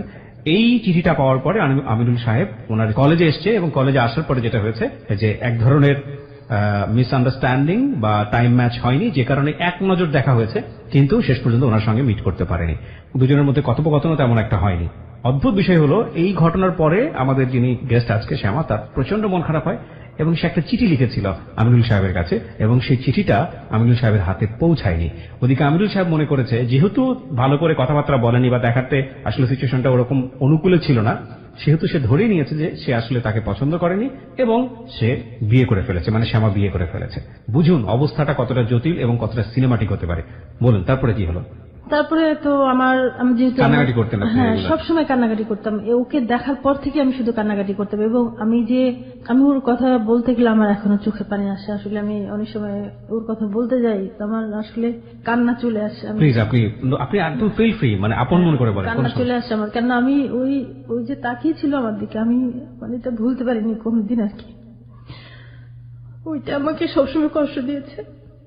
তারপরে আমার যেহেতু আমরা 6 বোন ছিলাম, আমি দ্বিতীয় ছিলাম, তো আমার বাবা আমাকে বিয়ে দেওয়ার জন্য খুব তোড়জোড় লাগিয়ে দিয়েছে। তো আমার বোনগুলো, আমাদের পিঠাপিঠি সবগুলো বোন, তো একটা বিয়ে ফিরিয়ে দিয়েছি আমি। খুব ভালো, ওইটার সম্বন্ধ খুব ভালো ছিল। তো আমার বাবা বলতেছে যে তাহলে তোমার জন্য আর কিছু করবো না, আমি তোমার সম্পর্কে আর কিছু ভাববো না। আমার তো ইচ্ছা ছিল যে আমি বিয়েই করবো না, আর জীবনে কোনোদিন বিয়ে করবো না এটা। তখন আমার বাবা তো আমাকে বিয়ে দেওয়ার জন্য খুব তোড়জোড় লাগিয়ে দিল। তখন একটা সম্বন্ধ তো ফিরিয়ে দিলাম, যে ওদের কারু আছে, প্লাস অনেক বড় ব্যবসা, এবং একটা হিন্দু বাড়ি, বিরাট বিশাল, এবং এক ছেলে। তাতে মায়ের খুব ইচ্ছা ছিল আমাকে নেওয়ার জন্য, যেহেতু আমরা যখন গ্রামের বাড়ি ছিলাম, নানার বাড়ি ছিলাম, তখন আমাদের খুবই সুনাম ছিল, হ্যাঁ, মেয়ে হিসেবে। কেননা গ্রামে একটা ভালো মেয়ে, টাউনে তো ভালো মেয়ে এত বেশি প্রচার হয় না, কিন্তু গ্রাম জিনিসটা এমন একটা জায়গা যেখানে আপনি মন্দটা খুব দ্রুত ছড়িয়ে পড়ে এবং ভালোটা খুব দ্রুত ছড়িয়ে পড়ে। তো সেখানে আমার সম্পর্কে জেনেছে ওই ছেলের মা, জেনে বলছে যে আমার বাবাকে যখন দেখে যে আমি রাজি হই না, তো আমার খালু এনেছিল আর কি সেই সম্বন্ধটা। বলছে আপনার মেয়ে, আপনি যদি দয়া করে আপনার মেয়েটা আমাকে দিতেন, আপনার মেয়েকে দিয়ে আমি কোনো কাজ করাবো না, সে দোতলায় থাকবে, সে নিচেও নামবে না, এরকম একটা ইয়ে। তারপরে আমি কেমন জানি এক রাতে আমার একদম চোখের নিচে কালিচালি পড়ে এমন হয়ে গেছে যে আমি কোনোভাবেই এটা মেনে নিতে পারছিলাম না। এরপরে আমার আরেকটা সম্বন্ধ আসে, আমি এটা একটু বলি। তো আমার এক খালাতো ভাই, উনি ছোট বোনের বিয়ে, তখন আমাকে নিয়ে আমি ভালো আলপনা আঁকতে পারতাম, বউ সাজাতে পারতাম, আলপনা করতে পারতাম। তো ওরা আমাকে গাড়ি করে এসে নিয়ে গেল 1 সপ্তাহ আগে বিয়ের। তো ওখানে আবার ওনার মেজো ছেলে, ও আবার আমাকে পছন্দ করে। তো ওরা সবাই বলতে থাকে না ওকে আমরা বউ করে আনবো, ভাইয়াটার নামটা আমি মনে নাই, ওই ভাইয়ার বউ করে আনবে আমাকে, ভাবিও বলছে, সবাই বলছে, ওনার মা বলছে যেমন একটা গুণী মেয়ে, ওকে আমরা বউ করে আনবো। তো ওখানে এটা আবার এখানে আবার মানে একটু অন্যরকম যেমন আরেকজন ওই ছেলের কাছে মেয়ে দিতে চাইছিল। হ্যাঁ, আমি এখানে বউ হয়ে আসবো, কেননা ওনার যে বড় ছেলের যে বউ, ওই বউয়ের বোনকে আবার এখানে বিয়ে দিতে চেয়েছিল ওরা, বাবা, হ্যাঁ, মেয়ের বাবা। তা উনি চিন্তা করেছে যে ওনার এই মেয়ে, এত গুণী মেয়ে যদি এই সংসারে আসে, তাহলে আমার মেয়ের কোনো দাম থাকবে না। ও আচ্ছা আচ্ছা, মানে বড় বউয়ের কোনো দাম থাকবে না। ওকে, হোয়াটএভার ইট ইজ। তো এই জন্য উনি এই সম্বন্ধটা আনে আমার বাবার কাছে, যদিও ভালো ছেলে, লয়ার এবং সবকিছু ভালো। তারপরে এনেছে, তারপরে আমাকে দেখতে আসলো, ওরা দেখতে এসে পছন্দ করলো। তো পছন্দ করলো পরে আমার মা বললো যে আজকে এখন দেখতে এসছেন, আপনার পছন্দ হয়েছে, কিন্তু আমরা পরে ডেট দিব, আমরা চিন্তা ভাবনা করিনি, পরে বিয়ের ডেট দিব। কিন্তু তারা মানলো না। সেদিন রাত্রে আমার অনেক ঝামেলা করেই বিয়েটা হলো একরকম। ইতিহাস এবং একটা কথা আছে যে জীবন নাটকের চেয়েও নাটকীয়, এবং আসলেই আমরা যতটা এক্সপেক্ট করি, যতটা সুন্দরভাবে চিন্তা করি, সেই সুন্দর চিন্তার ধারণা জীবন তার নিজস্ব গতিতে চলে। গল্পটা কি এখানেই শেষ হয়ে যাবে? নিশ্চয়ই না, কারণ এখনো গল্পের সময় বাকি আছে, এবং আপনি চিন্তাও করতে পারবেন না যে শেষ পর্যন্ত আমিনুল এবং শ্যামা এই দুজনের যে লাস্ট পরিণতি, সেটা আনথিঙ্কেবল।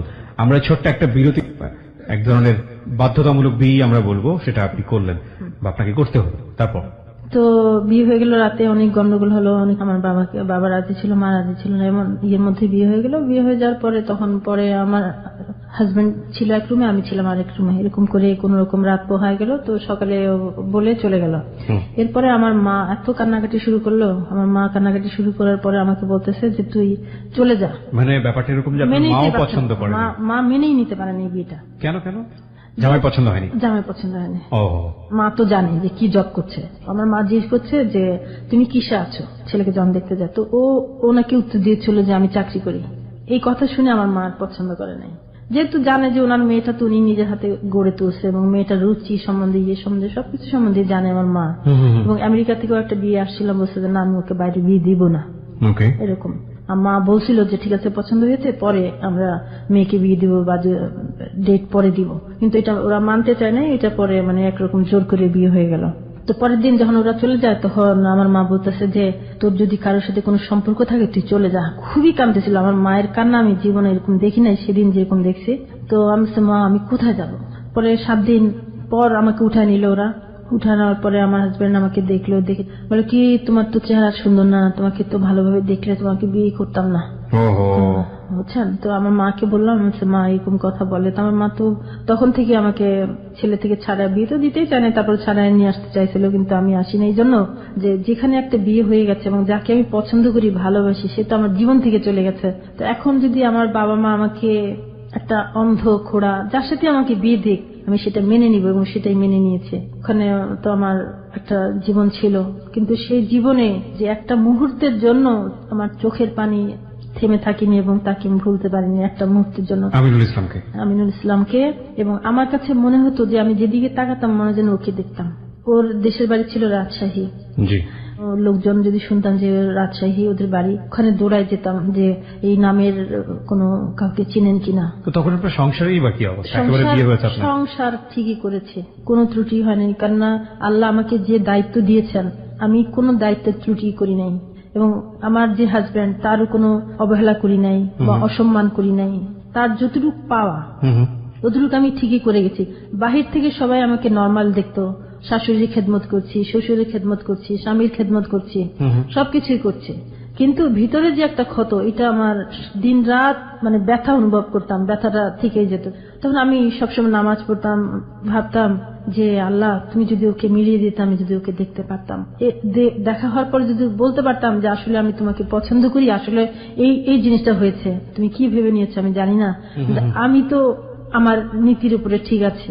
এই ফিলটা আপনার সবসময় হতো? হ্যাঁ, এই যে অপরাধ বোধটা, এই অপরাধ বোধটা আমাকে সবসময় মানে চোখের পানি ফেলতো। আমার হাজবেন্ড যে ওর সাথে আমার বাসর ঘর হয় নাই, তখনই সে বলেছে আমাকে যে তুমি তো দেখতে সুন্দর না, ভালোভাবে দেখলে বিয়ে করতাম না। এই যে একটা কথা, তখন আমি সবসময় মিলাতাম আর কি, যে যাকে আমি ভালোবেসেছি, আমি যখন বলেছিলাম যে আমি তো দেখতে সুন্দর না, তুমি আমাকে দেখলে পছন্দ করবে না, বলছে না আমি তোমাকে তোমার রূপকে ভালোবাসি না, আমার তোমার যে শিল্পী সত্তা আমি তাকে ভালোবেসেছি। আর আমার হাজবেন্ড বলছে যে আমার ভালোভাবে দেখলেও আমাকে বিয়ে করতো না। তো এই দুইটা জিনিস আমি সবসময় মিলায় দেখতাম আর কি। তো দুইজনের দুই রকম কথা। এবং আমার হাজবেন্ডের একটা জিনিস ছিল যে আমি যদি হাজবেন্ডের থেকে সে আদরটা, সে ভালোবাসাটা পেতাম, তাহলে আমি ওকে খুঁজতাম না। এটা ও আমাকে দিতে পারে না, যদিও সে আমাকে ভালো জানতো, ভালো করতো, কিন্তু একটু ওর সংসারই ছিল না। তো আমার বিয়ে হয়ে গেল, আমার শ্বশুর শাশুড়ি থাকতো গ্রামে। তো যেহেতু আমরা কখনোই, আমার বাবা চাকরি নিয়ে বাইরে ছিলেন, ঢাকায় বা বিভিন্ন জায়গায় ছিলেন, আমরা কখনোই গ্রামের বাড়ি যেতাম না। যদিও আমাদের গ্রামের বাড়ি ছিল, বিল্ডিং ছিল, ইয়ে ছিল, ভালো পরিবেশ ছিল, তবু আমরা কখনোই গ্রামে থাকতাম না। পড়াশোনার জন্য যেতে পারতাম না, বাবার জব ছিল জন্য যেতে পারতাম না। এবং মাঝখানে একটু বলে নাকি আমার বাবা কিন্তু একজন বিশিষ্ট মুক্তিযোদ্ধা, একজন মুক্তিযোদ্ধার সন্তান। একটু বাবার কথা বলি না বললেই না। তো বাবা আজ পর্যন্ত কোনো ভাতা নেন নাই। এমএজি ওসমানী সাহেবের তখন পিএস ছিলেন যুদ্ধকালীন সময়ে। 9 মাস আমরা খুবই কষ্ট পেয়েছি দেশে। আমার বাবা তখন ইন্ডিয়া ছিলেন। আচ্ছা আচ্ছা। আমার সংসার পেলাম, আমি আমার শাশুড়িকে পেলাম গ্রামের মহিলা, আমার শ্বশুরকে পেলাম গ্রামের। তো ওনারা খুবই সরল ছিল। আর একটা জিনিস যে খুব মাছ ধরতে পছন্দ করতাম, বড়শি দিয়ে মাছ ধরতে পছন্দ করতাম। তো গ্রামের বাড়িতে যখন আমি যেতাম তখন বড়শি দিয়ে মাছ টাছ ধরতাম। ওদের আবার ঢেকি ছিল, ঢেকিতে করতে পারতাম না, কিন্তু চেষ্টা করতাম যে ঢেকিতে ইয়ে করি। হ্যাঁ, ধান বানতো না, কিন্তু ডাল টাল ইয়ে করতো, শিমের বিচি টিচি এগুলো আমার শাশুড়ি গুঁড়া করতো, চালের গুঁড়া। আবার খুব সুন্দর পিঠা বানাতে পারতো আমার শাশুড়ি। খুব একটা জিনিস আমার ভালো লাগতো সবসময়, আসলে আমি শ্রদ্ধা করি এখনো। তো ওদের বাড়িটা ছিল প্রথমে ঢুকতে একটা পুকুর, খুবই সুন্দর পুকুরটা। তো এরপর আমার বাড়িতে ভিতরে ঢুকতাম, ভিতরে আবার আরেকটা পুকুর ছিল, পুকুরের পাড়ে ছিল জবা ফুল গাছ। তো এরকম জবা ফুল এরকম ফুটে ফুটে এরকম পাড়ের দিকে পানির দিকে ঝুঁকে থাকতো, বুঝছেন। তারপর ঘাটে বসলে পাড়ের পরই ধান ক্ষেত, পাতাটাতে খেলাধুলা করতো, আবার ফিঙ্গে পাখি উঠতো, ইয়ে করতো। আবার দূরে আবার আরেকটা বাড়ি, সেটারও আবার গাছপালা, মানে খুবই সুন্দর নীল আকাশ। মানে আমি ঘাটে গেলে আমার দেরি হয়ে যেত। হ্যাঁ, তাদের যে প্রথমে ঢুকার সময় যে পুকুরটা, এই পুকুরটাতে পানি কম থাকতো, যেমন তখন এটার পাড়ে ছিল আবার সেরকমই আবার ধান ক্ষেত, ওরকমই খুব সুন্দর দৃশ্য। তো এটার আবার পাড়ে তাল গাছ ছিল কতগুলা, আর ওদিকে সবুজ পাড়, পানি কম থাকাতে হেঁটে হেঁটে তাল গাছের গোড়ায় নিচে চলে যেতাম। বাবুই পাখির বাসা তো আমরা কখনোই দেখি নাই, তখন বাবুই পাখির বাসা সে তাল গাছে, তখন ওই দাঁড়া দাঁড়া সেটা দেখতাম। আবার এটা পাড়ে ছিল শিমুল গাছ, সে পানিতে পড়ে আছে, সবুজ ঘাসের উপর পড়ে আছে, মানে খুবই সুন্দর। আমি ঘাটে গোসল করতে গেলেই আমার এগুলা দেখতে। একবারে শহর থেকে গ্রামীণ পরিবেশে গিয়ে মানিয়ে নিতে কষ্ট হচ্ছিল না আপনার? না না, আমার ভালো, যেহেতু আমি বললাম যে প্রকৃতি আমার ভালো লাগতো। একটু কষ্ট হতো যে গ্রামের যে পরিবেশ, একটু কষ্ট হতো, কিন্তু আমি মানিয়ে নিয়েছি। তারপর গোসল করতে গেলে একটু দেরি হতো আমার, তো আমার শাশুড়ি বলতো যে এত দেরি হয়ে গেছে এসে, তো আমি কিছু বলতাম না। তো এইভাবে আমার যে গ্রামের যে শ্বশুর বাড়ি, তবে একটা জিনিস যেটা ওনারা খুব ভদ্র ছিলেন, আমাকে কখনো কাজের কথা বলতো না। আচ্ছা, গ্রামের বাড়িতে একটা কথা বলি আমি, ওনারা মাটির পাতিলে ভাত খেত। তো আমরা তো জীবনে মাটির পাতিল দেখি না, এবং মাটির পাতিলের ভাত রান্না করাটাও কোনদিন চিন্তাও করতে পারি না। তো তখন মাটির পাতিলে আমার শাশুড়ি দেখতাম 6টা পাতিল ছিল মাটির, ধুয়ে শুকা রেখে দিত। তো ভিজা পাতিলে রান্না করা যেত না, ওই শুকনা পাতিলে রান্না করতে হতো আর কি। তো তখন আমি প্রথম মার গালতে যাই, মার গালতে গিয়ে তো ভাত সহ ভেঙে পড়ে গেছে চাল। বকাঝকা খান দিত না, বকাঝকা খাইনি, বকাঝকা দেয়নি, জানে তো শহরের মেয়ে। হ্যাঁ, আপনার জামাই তখন কোথায় থাকতো? শহরে থাকতো? হ্যাঁ, তখন শহরে। আমরা 2 মাস 1 মাসের জন্য দেশে যেতাম, এবং ঈদ গুলো ওখানে গিয়ে করতাম, শ্বশুর শাশুড়ি ওনাদের সাথে করতাম। আরেকটা কথা, মাটির পাতলে একটা ভাতের কথা না বললি না, আমি দেখতাম যে আমরা 12টার সময় রান্না করতাম ভাতটা, সেই ভাতটা আমরা রাতে যখন খেতাম, সিলভারের পাতিলে যে ভাত রান্না করি, সেটাই ভাতটা একটু রাতের দিকে বা কয়েক ঘন্টা পরে কেমন জানি হয়ে যায়, মানে পানি তো বের হওয়া দূরে থাক, মানে ভাতটা একদম মনে হয় না এখন গরম রান্না করে আনছে। আচ্ছা, এত সুন্দর থাকতো ভাত। এবং ওনারা অনেক বছর হায়াত পেয়েছে, এবং ঘানি থেকে সরষা তেল ভাঙা এনে সেটা দিয়ে রান্না করতো আমার শাশুড়ি। ওনাদের অনেক জমি টমি ছিল। তো আমার রান্না আমার শ্বশুর খুব পছন্দ করতো, আমার শাশুড়ি পছন্দ করতো, আমাকে জিজ্ঞেস করতো যে বাজারে কি আনবো এসে। তো ওনাদেরও আদর যত্ন অনেক পেয়েছি, শ্বশুর শাশুড়ির অনেক আদর যত্ন পেয়েছি। তবে আমার হাজবেন্ডটা ছিল একটু অন্যরকম, যে একটু ও ছোট ছেলে ছিল, ওদের জমি জমা কোনটা বা কি ওইগুলো জানতো না, মানে একটু ছোট ছেলে হিসেবে যা হয় আর কি, উড়নচণ্ডী টাইপের ছিল। হ্যাঁ, ওই মা বাবারও বেশি একটা খবর নিত না, এই টাইপের ছিল আর কি। তো সংসারে সবাই বলতো যে এত ফুটফুটে 2টা বাচ্চা, তারপর বউটা এত সুন্দর। মানে ততদিন আপনাদের 2টো বাচ্চা হয়ে গেছে? হ্যাঁ। বিয়ে কত বছর পরে ফার্স্ট বেবিটা? 1 বছর পর। আচ্ছা, সেকেন্ড বেবিটা কত বছর পরে হয়? ওটা আবার 4 বছর পর। 4 বছর পরে হয়, ঠিক আছে। তো তখন আপনার 4-5 বছর হয়ে গেছে সংসার জীবনে। আচ্ছা, গ্রামেই তখন আপনি? না, তখন শহরে চলে এসেছেন? শহরেই থাকি আমি, ওই গ্রামে যাই মাঝে মাঝে। তারপর যখন বাচ্চারা যখন লেখাপড়া শুরু করে দিল, তখন তার যেতে পারি না, তখন ঈদে যেতাম আর কি, ঈদে গিয়ে ঈদ করতাম। বিয়েটা তো মেনে নিলাম যে বাবা মা দিয়েছে, আমার তো কোনো ইচ্ছা ছিল না বা ইয়ে ছিল না, তখন বাচ্চাদের কথা চিন্তা করে এই সংসারটা করে গিয়েছে আর কি। তো অনেক কিছু তার ইয়ে ছিল, যেমন বাচ্চাগুলা কিভাবে পড়াশোনা করে, কি করে না করে, পড়াশোনার প্রতি কোনো মনোযোগী ছিল না। তবে আমি খুব কান্নাকাটি করতাম, মাঝে মাঝে অনেক সময় কষ্ট লাগতো যে এরকম। তো আমার বাবা খুব বুঝাতো আমাকে যে কোনো ইয়ে নাই, তো আমরা তো আছি। আমার বাবার বাসার কাছে ছিল, আমি আলাদা ভাড়া করে থাকতাম, আমার বাবা বাড়ি ছিল 5 তলা। তো আমার মা পছন্দ করে না, যেহেতু আমাকে কখনো বাড়িতে জায়গা দেয়নি। বাড়িতে জায়গা থাকেনি মানে? দেনে, ভাড়া থাকতে দেনে, বলছে ওই হাজবেন্ড যেদিন ছাড়বি সেদিন আমার বাড়িতে জায়গা পাবে। মানে আপনার হাজবেন্ডকে একেবারেই পছন্দ করতো না? একেবারেই পছন্দ করতো না। এই শুধু একটা কথা নিয়ে? একটা কথা নিয়ে। কিন্তু এই বিষয়গুলো মিনিমাইজ করে ফেলা দরকার, যেহেতু আপনি সংসার করছেন, সুতরাং এগুলো মিনিমাইজ আমার মা মেনে নিতে পারেনি কখনো আর কি। তো অন্যান্য সময় কান্নাকাটি করতাম, তো আমার বাবা বুঝতো। আমার বাবার ব্যবহার আসলে এত ভালো ছিল যে আমার বাবা কখনোই আমি খারাপ পাইনি, একটা সান্ত্বনা পেতাম, কিন্তু মায়ের ব্যবহারে কখনোই সান্ত্বনা পেতাম না। আমাদের 5 তলা বাড়ি ছিল, কিন্তু আমার মা বলছে যেদিন তুমি এই হাজবেন্ড ছাড়বা সেদিন তুমি এই বাড়িতে জায়গা পাবা। যেহেতু বাচ্চাগুলো আছে, এগুলা তো মানবিক ভাবে আমাকে এটা মেনে নিতে হচ্ছে। এখন হাজবেন্ড যাই করুক, মা যাই করুক, কিন্তু বাচ্চাগুলোর তো কোনো দোষ নাই। মা হিসেবে তো আমার একটা দায়িত্ব আছে। এভাবে করেই আমি চলে যাচ্ছিলাম আর কি। তো এর মধ্যে তো মাঝে মাঝে ও আবার গায়েব হয়ে যেত, আমার হাজবেন্ড। আচ্ছা, কোথায় যেত? ও চাকরি করে ট্রান্সফার হতো, ট্রান্সফার হয়ে ওখানে চলে গিয়ে ওখানে থেকে যেত, যে আমাকে একটু জানাবে বা আমি এখানে আসছি বা একটা এরকম আছে, এরকম করতো না। সংসার চলতো কিভাবে? পয়সা করে দিত? পয়সা করে দিত, কিন্তু অনেক সময় পয়সা করে অনেক সময় ই করতো না। ওটা তখন আমার বুটিক ছিল।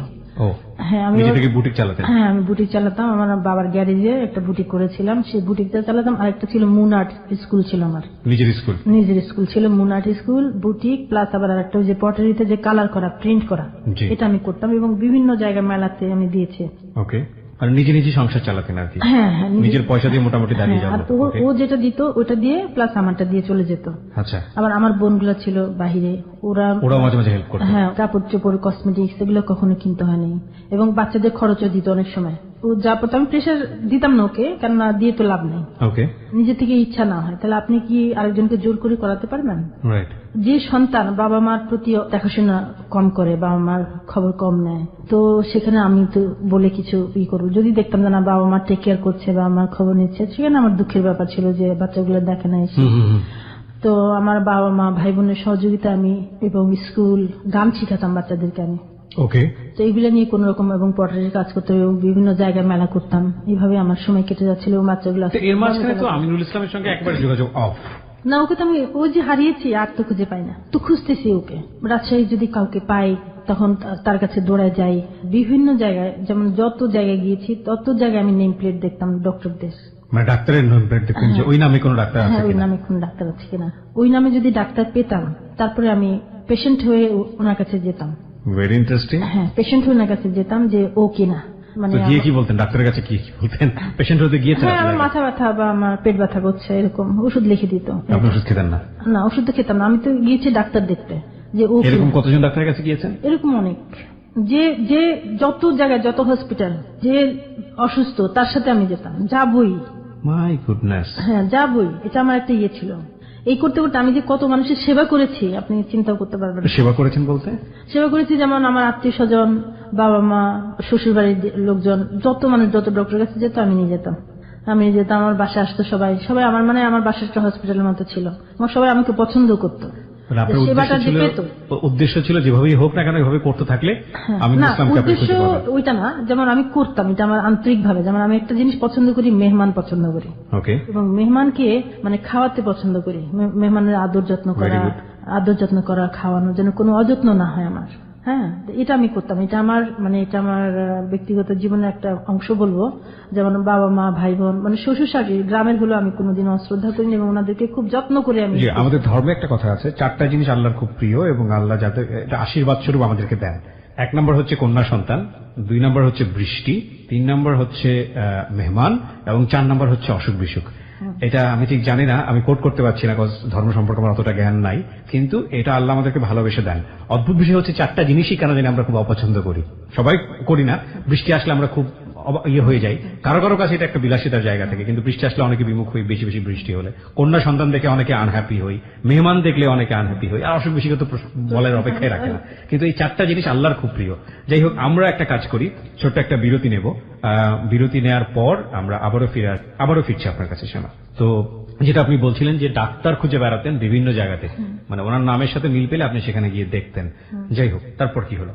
তারপরে এর মধ্যে খুঁজতে খুঁজতে একসময় আমার মেয়েগুলা বড় হয়ে গেল। খোঁজা চলছে? হ্যাঁ, খোঁজা তো চলছে, খোঁজার কোনো বিরতি নেই। তো এর মধ্যে মেয়েরা বড় হয়ে গেল, তখন ইন্টারমিডিয়েট পাস করেছে আমার মেয়েটা, আদমজি থেকে পাস করেছে। তারপর ওর একটা সম্বন্ধ আসলো, দেখলাম ছেলে খুবই ভালো, ফ্যামিলি করা এবং খুবই প্রতিষ্ঠিত, এরা অনেক ধনী। আমার মেয়েটার সম্বন্ধে আসছে, ওর যে টিচার ছিল, টিচারের ফ্রেন্ড, মেয়ের হাজবেন্ড হলো টিচারের ফ্রেন্ড। মেয়েটার বিয়ে দিয়ে দিলেন? হ্যাঁ, তারপর মেয়েকে বিয়ে দিয়ে দিলাম। তারপরে বড় মেয়েটা বিয়ে হয়ে গেল। এর 2-3 মাস পরে আবার ছোট মেয়েটারও বিয়ে হয়ে গেল। আচ্ছা, ছোট মেয়েটারও বিয়ে হয়ে গেল। হ্যাঁ, এর মধ্যে তো মেয়ের শ্বশুর বাড়িতে যাই আসি। তো একদিন ভাবলাম যে মেয়েটারও বিয়ে হয়েছে রাজশাহী। ও ওকে, তো যাক ভালো জায়গায় বিয়ে হয়েছে। তখন একদিন আমি চিন্তা করলাম যে সময় তো অনেক কেটে গেল, এবার নিজে বের হই, মানুষকে তো অনেকই দেখলাম, নিজে খুঁজবো এবার। তারপরে এবার গেলাম মেডিকেলে গিয়ে, আউটডোরে। কোন মেডিকেলে? রাজশাহী মেডিকেল। রাজশাহী মেডিকেলে, ওকে। ওখানে গিয়ে আমি ভাবলাম যে এত বছরে হয়তো সে বুড়া হয়ে গেছে। হ্যাঁ, কত বছর পরে? এটা 30 বছর পর। 30 বছর পরে? 30 বছর পরে। মানে একটা জিনিস একটু চিন্তা করে দেখেন, 30 বছর আগের ঘটনা। আমরা সাধারণত 3 বছর হলেই মাথায় থাকে না, উনি 30 বছর ধরে ওনার প্রিয় মানুষটাকে বুকের মধ্যে লালন করেছেন এবং তাকে তিনি বিভিন্নভাবে খুঁজে বেড়াচ্ছেন। ইতিমধ্যে প্রথম দেখা হয়, সেই সময় তিনি কিশোরী ছিলেন। এরপরে তার 2টো বাচ্চা হয়েছে, সংসার হয়েছে, সেই 2টো বাচ্চার বিয়ে হয়ে গেছে, নাতি নাতনির মুখ দেখার মতো অবস্থায় তখনও তিনি খুঁজে বেড়াচ্ছেন। আপনারা নিশ্চয়ই পড়েছেন, আমি একটা বইয়ের কোট করতে চাই, আমি জানি না 30 বছর পর তার অবস্থা কি দাঁড়িয়েছে, কিন্তু এই বইয়ের মধ্যে যেটা আছে, মৈত্রেয় দেবী রবীন্দ্রনাথের খুব কাছের এবং প্রিয় মানুষ ছিলেন। মৈত্রেয় দেবীর যদি নহন্যতে বইটা পড়েন, কিংবা মৈত্রেয় দেবীর বইটি আসলে যে কারণে লেখা হয়েছিল, মির্জা ইলিয়াদের লানুই বেঙ্গলি বা বাংলার রাত, যেটার অনুবাদ করা হয়েছে, তো এই বই দুটো আপনারা অবশ্যই পড়বেন। পড়লে আজকের এই গল্পটা কতটা সেন্সিটিভ আপনারা কিছুটা হলেও বুঝতে পারবেন। যাই হোক, যে গল্পে আপনি ছিলেন, নিজে গেলেন রাজশাহী মেডিকেল কলেজে। চিন্তা করলাম যে অনেক ডক্টরিতে আছেন, দেখি যিনি একজন বয়স্ক, ওনার কাছে যাব। বয়স্ক যিনি, উনি চিনতে পারবেন, এখনকার ছেলেরা হয়তো চিনতে নাও পারেন। তো আমি আউটডোরে গেলাম, একজন বুড়ো করে একজন ডক্টর। তো ওনার কাছে গিয়ে বললাম যে আমার একজন কাজিন এরকম এই নামের আমিনুল ইসলাম, তো আপনি কি চিনেন কিনা। তো উনি একটা ওখানেই শহরেই অনেক দূরে আর একটা হসপিটাল আছে, ওখানে বললো যে এখানে একজন ডক্টর আছেন এরকম এই নামের। হ্যাঁ, এই নামের। আচ্ছা, তারপর আমি ওখানে গেলাম। তখন আমি হসপিটালে গেলাম, প্রথমে যে ঢুকলাম, ঢোকার পরে আমি দেখলাম যে ওনার সে আমিনুল ইসলামের নাম মার্বেল পাথরে লেখা। মার্বেল পাথরে হাসপাতালের সামনে লেখা? হ্যাঁ। তো লেখা, আমি লেখাটার সামনে অনেকক্ষণ দাঁড়িয়েছিলাম। আমি চিন্তা করলাম যে এত বছর পর, এত খোঁজাখুঁজির পরে এই নামটা আজকে চোখের সামনে দেখছি। ওনার নামটা খোদাই করার পেছনে মানে কারণটা কি? হাসপাতালটা ওনার? উনি নিজে একটা হাসপাতাল দিয়েছেন? হাসপাতাল দিয়েছেন। ওকে, ভেরি গুড। তারপর অনেকক্ষণ দাঁড়িয়েছিলাম ওখানে। তারপর রিসেপশনে গেলাম, রিসেপশনে গিয়ে ওনার একটা কার্ড নিলাম আমি ওখান থেকে, ফোন করি ওখানে স্ট্যান্ড বাই। হ্যাঁ, ওখানে একটু সরে এসে দাঁড়িয়ে ওনাকে ফোন দেই। ওকে। তো আমি আপনাকে চেম্বারে আগামীকাল বসবেন? বলছে হ্যাঁ, আমি চেম্বারে বসবো। আমি বললাম যে আমি একজন পেশেন্ট, আমি আপনার সাথে একটু দেখা করতে চাই। তো আমি বললাম যে আমার নাম বললাম যে শ্যামা। তো নাম বলার পরে আমি বললাম যে আপনি কি আমাকে চিনতে পেরেছেন? বলে কি চেনার চেষ্টা করছি। আমাকে চিনেছে, নাম বলার পরে চিনে গেছে। তো আমাকে সময় দিল যে আপনি আগামীকাল 9টার দিকে আসেন। 9টার দিকে আমি হসপিটালে গেলাম। হসপিটালে গিয়ে তো দেখলাম ওকে। আমার কাছে ওকে দেখে মনে হয় যেন কত বছর পর আমি ওকে দেখলাম। তখন ও আমাকে নিয়ে চেম্বার খুললো। আমি আগে চলে গেছি, আমি গিয়ে বসে আছি। তো দেখি যে চেম্বার বন্ধ। একটু পরে ও আসলো, এসে চেম্বার খুলে আমাকে ডাকলো ভিতরে। আমি গেলাম ভিতরে, টেবিলের সামনে বসে আছে ও আমার সামনে। কথা টুকটাক বলছে এবং বলছে যে এখন তো আমাদের চাকরি, তারপর ঝামেলা, নিজের কথাই বলছে। তো আমি আর কিছু বলি না, আমি নিচের দিকে তাকিয়েছিলাম। তো মাঝে মাঝে আবার ওর দিকে আর চোখে তাকাই। দেখলাম যে একটা জায়নামাজ আছে পাশে। এরপরে ওখানে দেখলাম যে কথাটা বললো যে উনি বাইরে বের হয়ে যাবে। সেদিনকার জন্য রুগী দেখা বন্ধ করে দিল এবং আমাকে নিয়ে বের হলো যে কোথায় থেকে বসবে, কথা বলবে। তো এরকম এক জায়গায় আমাকে নিয়ে গেল, এখানে একটা পার্কের মতো, সেখানে একটা বেঞ্চিতে আমরা বসলাম। বসে একটু দূরত্ব নিয়ে বসলাম।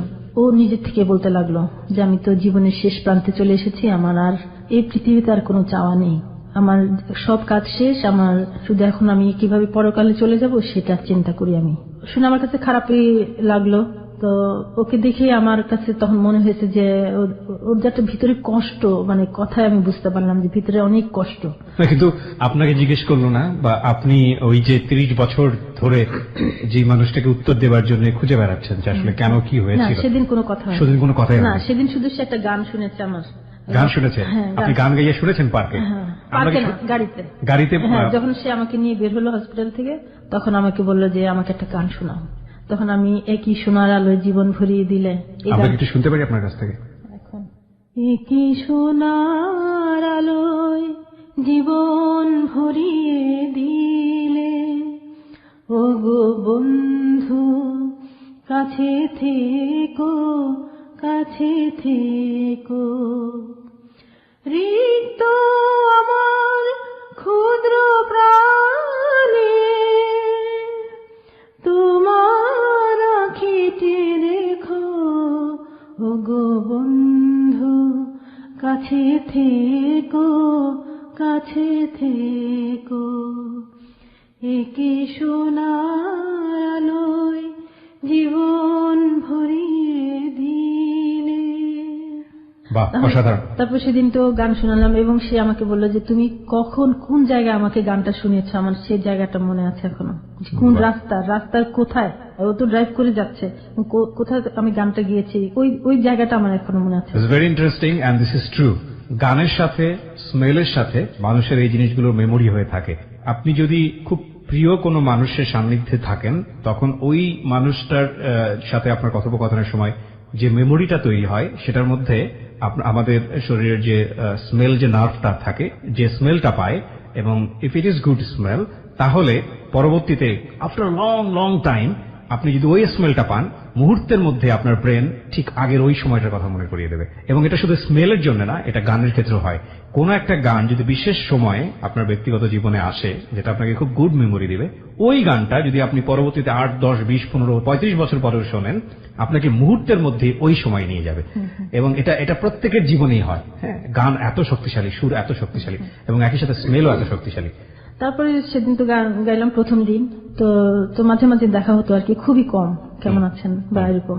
তো আমি চলে আসি আমার দেশে, আমি যেখানে থাকি ওখানে চলে আসি, তারপর আবার যাই মেয়ের বাসায় গেলে তখন ওর সাথে আবার দেখা করি। তো এক সময় সে আমাকে যে বলল যে আমি এক জায়গায় তোমাকে বেড়াতে নিয়ে যাবো। আমি বলছি ঠিক আছে, ওকে ঠিক আছে, কোথায় নিয়ে যাবে চলো।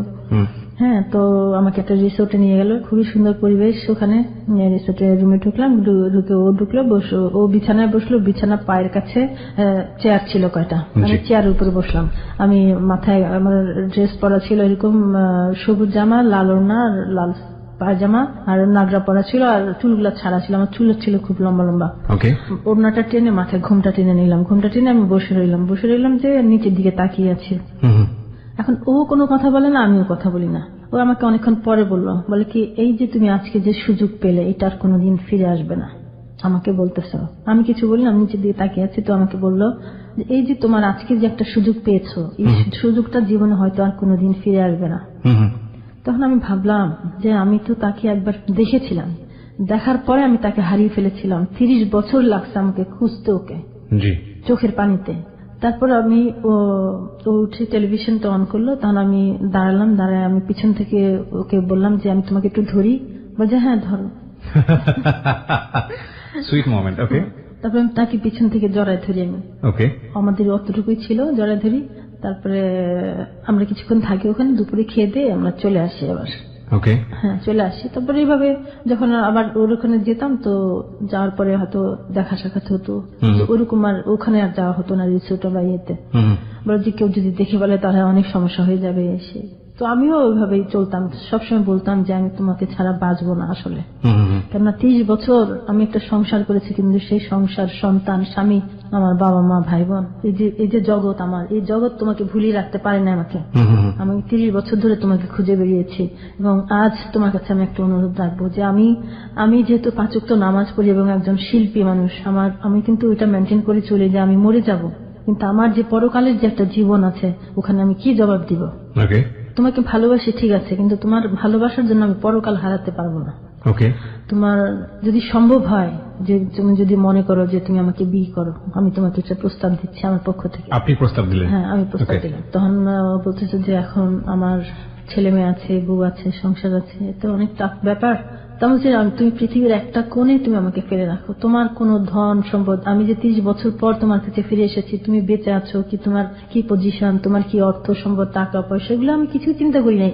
আমি সুন্দর চিন্তা করেছি যে একটা মানুষ আমাকে ভালোবেসেছে, এবং ভালোবেসে সে আমার কাছে এসে সে কষ্ট পেয়ে ফিরে গেছে, শুধু এটাই আমাকে কষ্ট দিত। এই কষ্টটা আমি কোনোদিন ভুলতে পারি নাই। আবার মাঝখানে একটু বলি, ওর সাথে যখন আমার দেখা হয় প্রথম 30 বছর পরে, তখন ও বলেছিল যে তুমি যখন চিঠি দিয়েছো, আমি তখন তো আমার সব কাহিনী বললাম। ওর একটা তখন ভাবছিল কি, আমি তাকে দেখা হওয়ার পরেও সে একটা আর ভাবছিল আমার সাথে, একটা মনে কষ্ট ছিল। বলি কি আমার হার্ট নাই, এবং হার্ট ডিজিজ হলে আমি কোনোদিন চিকিৎসা করাবো না। মানে একটা ক্ষোভ ছিল ওনার। একটা ক্ষোভ ছিল আমার Okay. প্রতি। তখন আমি সব কাহিনীটা বললাম ওকে যে আসলে তো ঘটনা এটা হয়েছে। তখন আমি বলার পরে তখন তো বললাম আমাকে যে তুমি চলে আসলে আমি তোমাকে বিয়ে করে ফেলতাম। আমি বললাম যে তখন সেরকম সাহসও ছিল না, সেরকম বুদ্ধিও মাথায় আসেনি। তো এর মধ্যে তো বললাম যে তুমি আমাকে বিয়ে করে পৃথিবীর একটা প্রান্তে ফেলে রাখো, আমার কোনো অসুবিধা নাই। মানে মানে ওকে দেখলে আমার দুই চোখের পানি আমি ধরে রাখতে পারতাম না। পুরো দুনিয়াটাই উলটপালট হয়ে হ্যাঁ, গেল। উলটপালট হয়ে যেত। তারপরে ও চিন্তা করছে না যদি জীবনে যদি বিয়ে করি তাহলে তোমাকে করব, যদি আরেকটা বিয়ে করি। তখন আমার হাজবেন্ড তো ছিল, তো আমার মেয়েদের বিয়ের পরে আর আমার সাথে খুব একটা যোগাযোগ ছিল না। যোগাযোগই করতাম। হ্যাঁ, যোগাযোগ এসে করতে। তার মানে আপনার জায়গা থেকে সিদ্ধান্ত নেওয়াটা খুব সহজ ছিল। সহজ ছিল। এবং Okay. আমার বাসা আমি কয়েক বছর বাসা ভাড়া দিয়েছি, খালি বাসা। দেখা গেছে যে বাসায় এসে আমি তো মার বাসায় থাকতাম, যেহেতু খালি বাসা থেকে তো লাভ নাই। তো আমার বাবা খুব অসুস্থ ছিলেন, আমি আমার বাবা মার টেক কেয়ার করতাম। তখন আমি আমার বাবা মার বাসায় থাকতাম। ও যখন আসতো আমাকে ফোন দিত, তখন আমি বাসায় যেতাম। জি। তো এরকম আমি 2 দিন দেখি যে তালা খোলা।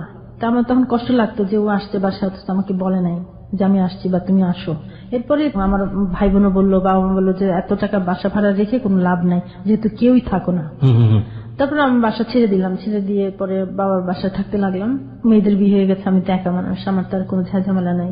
তারপর মেয়েদের বাসাও থাকতাম, খুব কম 2-4 দিন থেকে চলে আসতাম। আর বাবার বাসায় বাবা খুবই অসুস্থ ছিলেন, উনি হার্টের পেশেন্ট ছিলেন এবং বাইপাস করেছে 2 বার, একবার আমেরিকায় একবার বাংলাদেশে। তো ওনাদের টেক কেয়ার করে আমার সময় কেটে যেত। তো এর মধ্যে আমি তো ওকে বললাম যে দেখো আমি অপরাধ করতে পারবো না, যেহেতু আমি সারা জীবন আমি নিজেকে আমি সেভাবে করে গুছিয়ে রেখেছি যে আজ আমি শেষ বয়সে এসে সামহাও আপনি যেটা বিলিভ করতেন আপনার এথিক্যাল জায়গা থেকে যেভাবেই হোক না কেন ধর্মের ব্যাপারগুলো হ্যাঁ, maintain ধর্মের করে ব্যাপারটা আমার একটা সবসময়- রক্ষণশীল জীবনযাপন করা। হ্যাঁ, হ্যাঁ। ঠিক আছে, তো আপনি মনে করছিলেন যে তার সঙ্গে মিশতে গেলে আপনার এই রক্ষণশীলতার জায়গায় অনেক বড় একটা পাপ চলে আসতে পারে, তাই তো? হ্যাঁ। তো সেটার জন্য আপনি তার কাছে স্ত্রীর অধিকার চাইলেন। হ্যাঁ, আচ্ছা, ঠিক আছে। তো সেটা যেটা বলছিল যে না আমি যদি সেকেন্ড টাইম কোনো বিয়ে করি তাহলে আমি তোমাকে নিয়ে ভাববো। ওকে, তারপর তোমাকেই করবো। Okay. তারপর ওর যেহেতু ও আমার সাথে যোগাযোগ ছেড়ে দিয়েছে, তখন আমার তো প্রায় একরকম ডিভোর্সের মতোই। তো আমার ও বললো যে ঠিক আছে তুমি তোমার হাজবেন্ডকে ডিভোর্স দিয়ে দাও, আমি তোমার দায়িত্ব নিব। তোমার হাজবেন্ডকে যেদিন ডিভোর্স দেবে, যেদিন কাগজ দেখাবে, তারপর দিন আমি তোমাকে বিয়ে করবো। Okay. আমাকে বললো। তো বিষয়টা কি আপনি আপনার মেয়ের সঙ্গে বা আপনার পরিবারের কারোর সঙ্গে আলোচনা করলেন? বিশেষ করে পুরো আপনার সবাই জানে, সবাই জানতো সবাই বিষয়টা? জানে, মেয়েরাও জানে, জামাইরাও জানে, সবাই জানে। এই এবং ঘটনাগুলো জানতো পুরো বিষয়টাই? হ্যাঁ, পুরো বিষয়টা জানতো যে এটা যে আমি পছন্দ করতাম। এবং ওই যে একটা অনুষ্ঠানে গেলাম, একটা অনুষ্ঠানে দাওয়াত দিলাম, মেয়ে গেল, মেয়ের জামাই গেল, তখন তো জানে। এবং কোন অনুষ্ঠান এটা? এটা একটা অনুষ্ঠান হয়েছিল, একটা ওদেরই একটা কি প্রোগ্রাম, ওখানে দাওয়াত দিয়েছিল। তো ওই সময়টাতে আপনার মেয়ের জামাইরা মেয়েরা সবাই জানতো বিষয়টা? হ্যাঁ, হ্যাঁ, আচ্ছা। ডিভোর্সের কথা তো অনেক আগে থেকে চলতেছিল। যেদিন প্রথম বিয়ে হয়েছে তখন থেকে তো ডিভোর্সের কথা চলে আসছে, আমি তো এটা রাজি হই না, কিন্তু তারপর মেয়ের দিক থেকে তো আপনার হাজবেন্ড তার বাবা, হ্যাঁ, সম্পর্কটা আসলে আপনার ক্ষেত্রে যাই হোক না কেন মেয়ের দিক থেকে কনসিডার করাটা কিন্তু খুব টাফ। হ্যাঁ। তো এই কিন্তু না, ডিভোর্সের ওদের প্রতি ব্যাপারটা কোনো মায়া ছিল না। মায়া ছিল না, তো ডিভোর্স তারা একসেপ্ট করে নিল, মার ডিভোর্সটা তারা একসেপ্ট করে। হ্যাঁ, নিয়েছে। ও আরেকটা কথা বলি, একটা কথা না বললি না। আমার মেয়েটা যখন এসএসসি যখন পরীক্ষা দেয়, তখন রেজাল্ট কার্ড দেয় না, তো রেজাল্ট কার্ড দেয়, তখন আমি ওর বাবা একদিন আসছে, তখন বলছে ঠিক আছে তোমার বাবা যখন আসছে তোমার বাবাকে দিয়ে সই করো। আমি আজকে নাই বা সই করলাম, তখন ও বললো যে না, আমার বাবার এখানে কোনো ভূমিকা নাই। সামহাও মেয়েরা ব্যাপারগুলো ইনফর্ম ছিল, তারা মোটামুটি রাজি ছিল যে আপনি তাকে ডিভোর্স দিয়ে দেন। তো আপনি ডিভোর্স দিলেন শেষ পর্যন্ত? ওকে। আর তার দিক থেকে কোনো সে ছিল আপনার হাজবেন্ডের জায়গা থেকে ডিভোর্সের ব্যাপারে? না, ডিভোর্সের পরে সে খুব কান্নাকাটি করছে। আচ্ছা, কিন্তু আপনি কনসিডার করেন না আপনার জায়গা থেকে?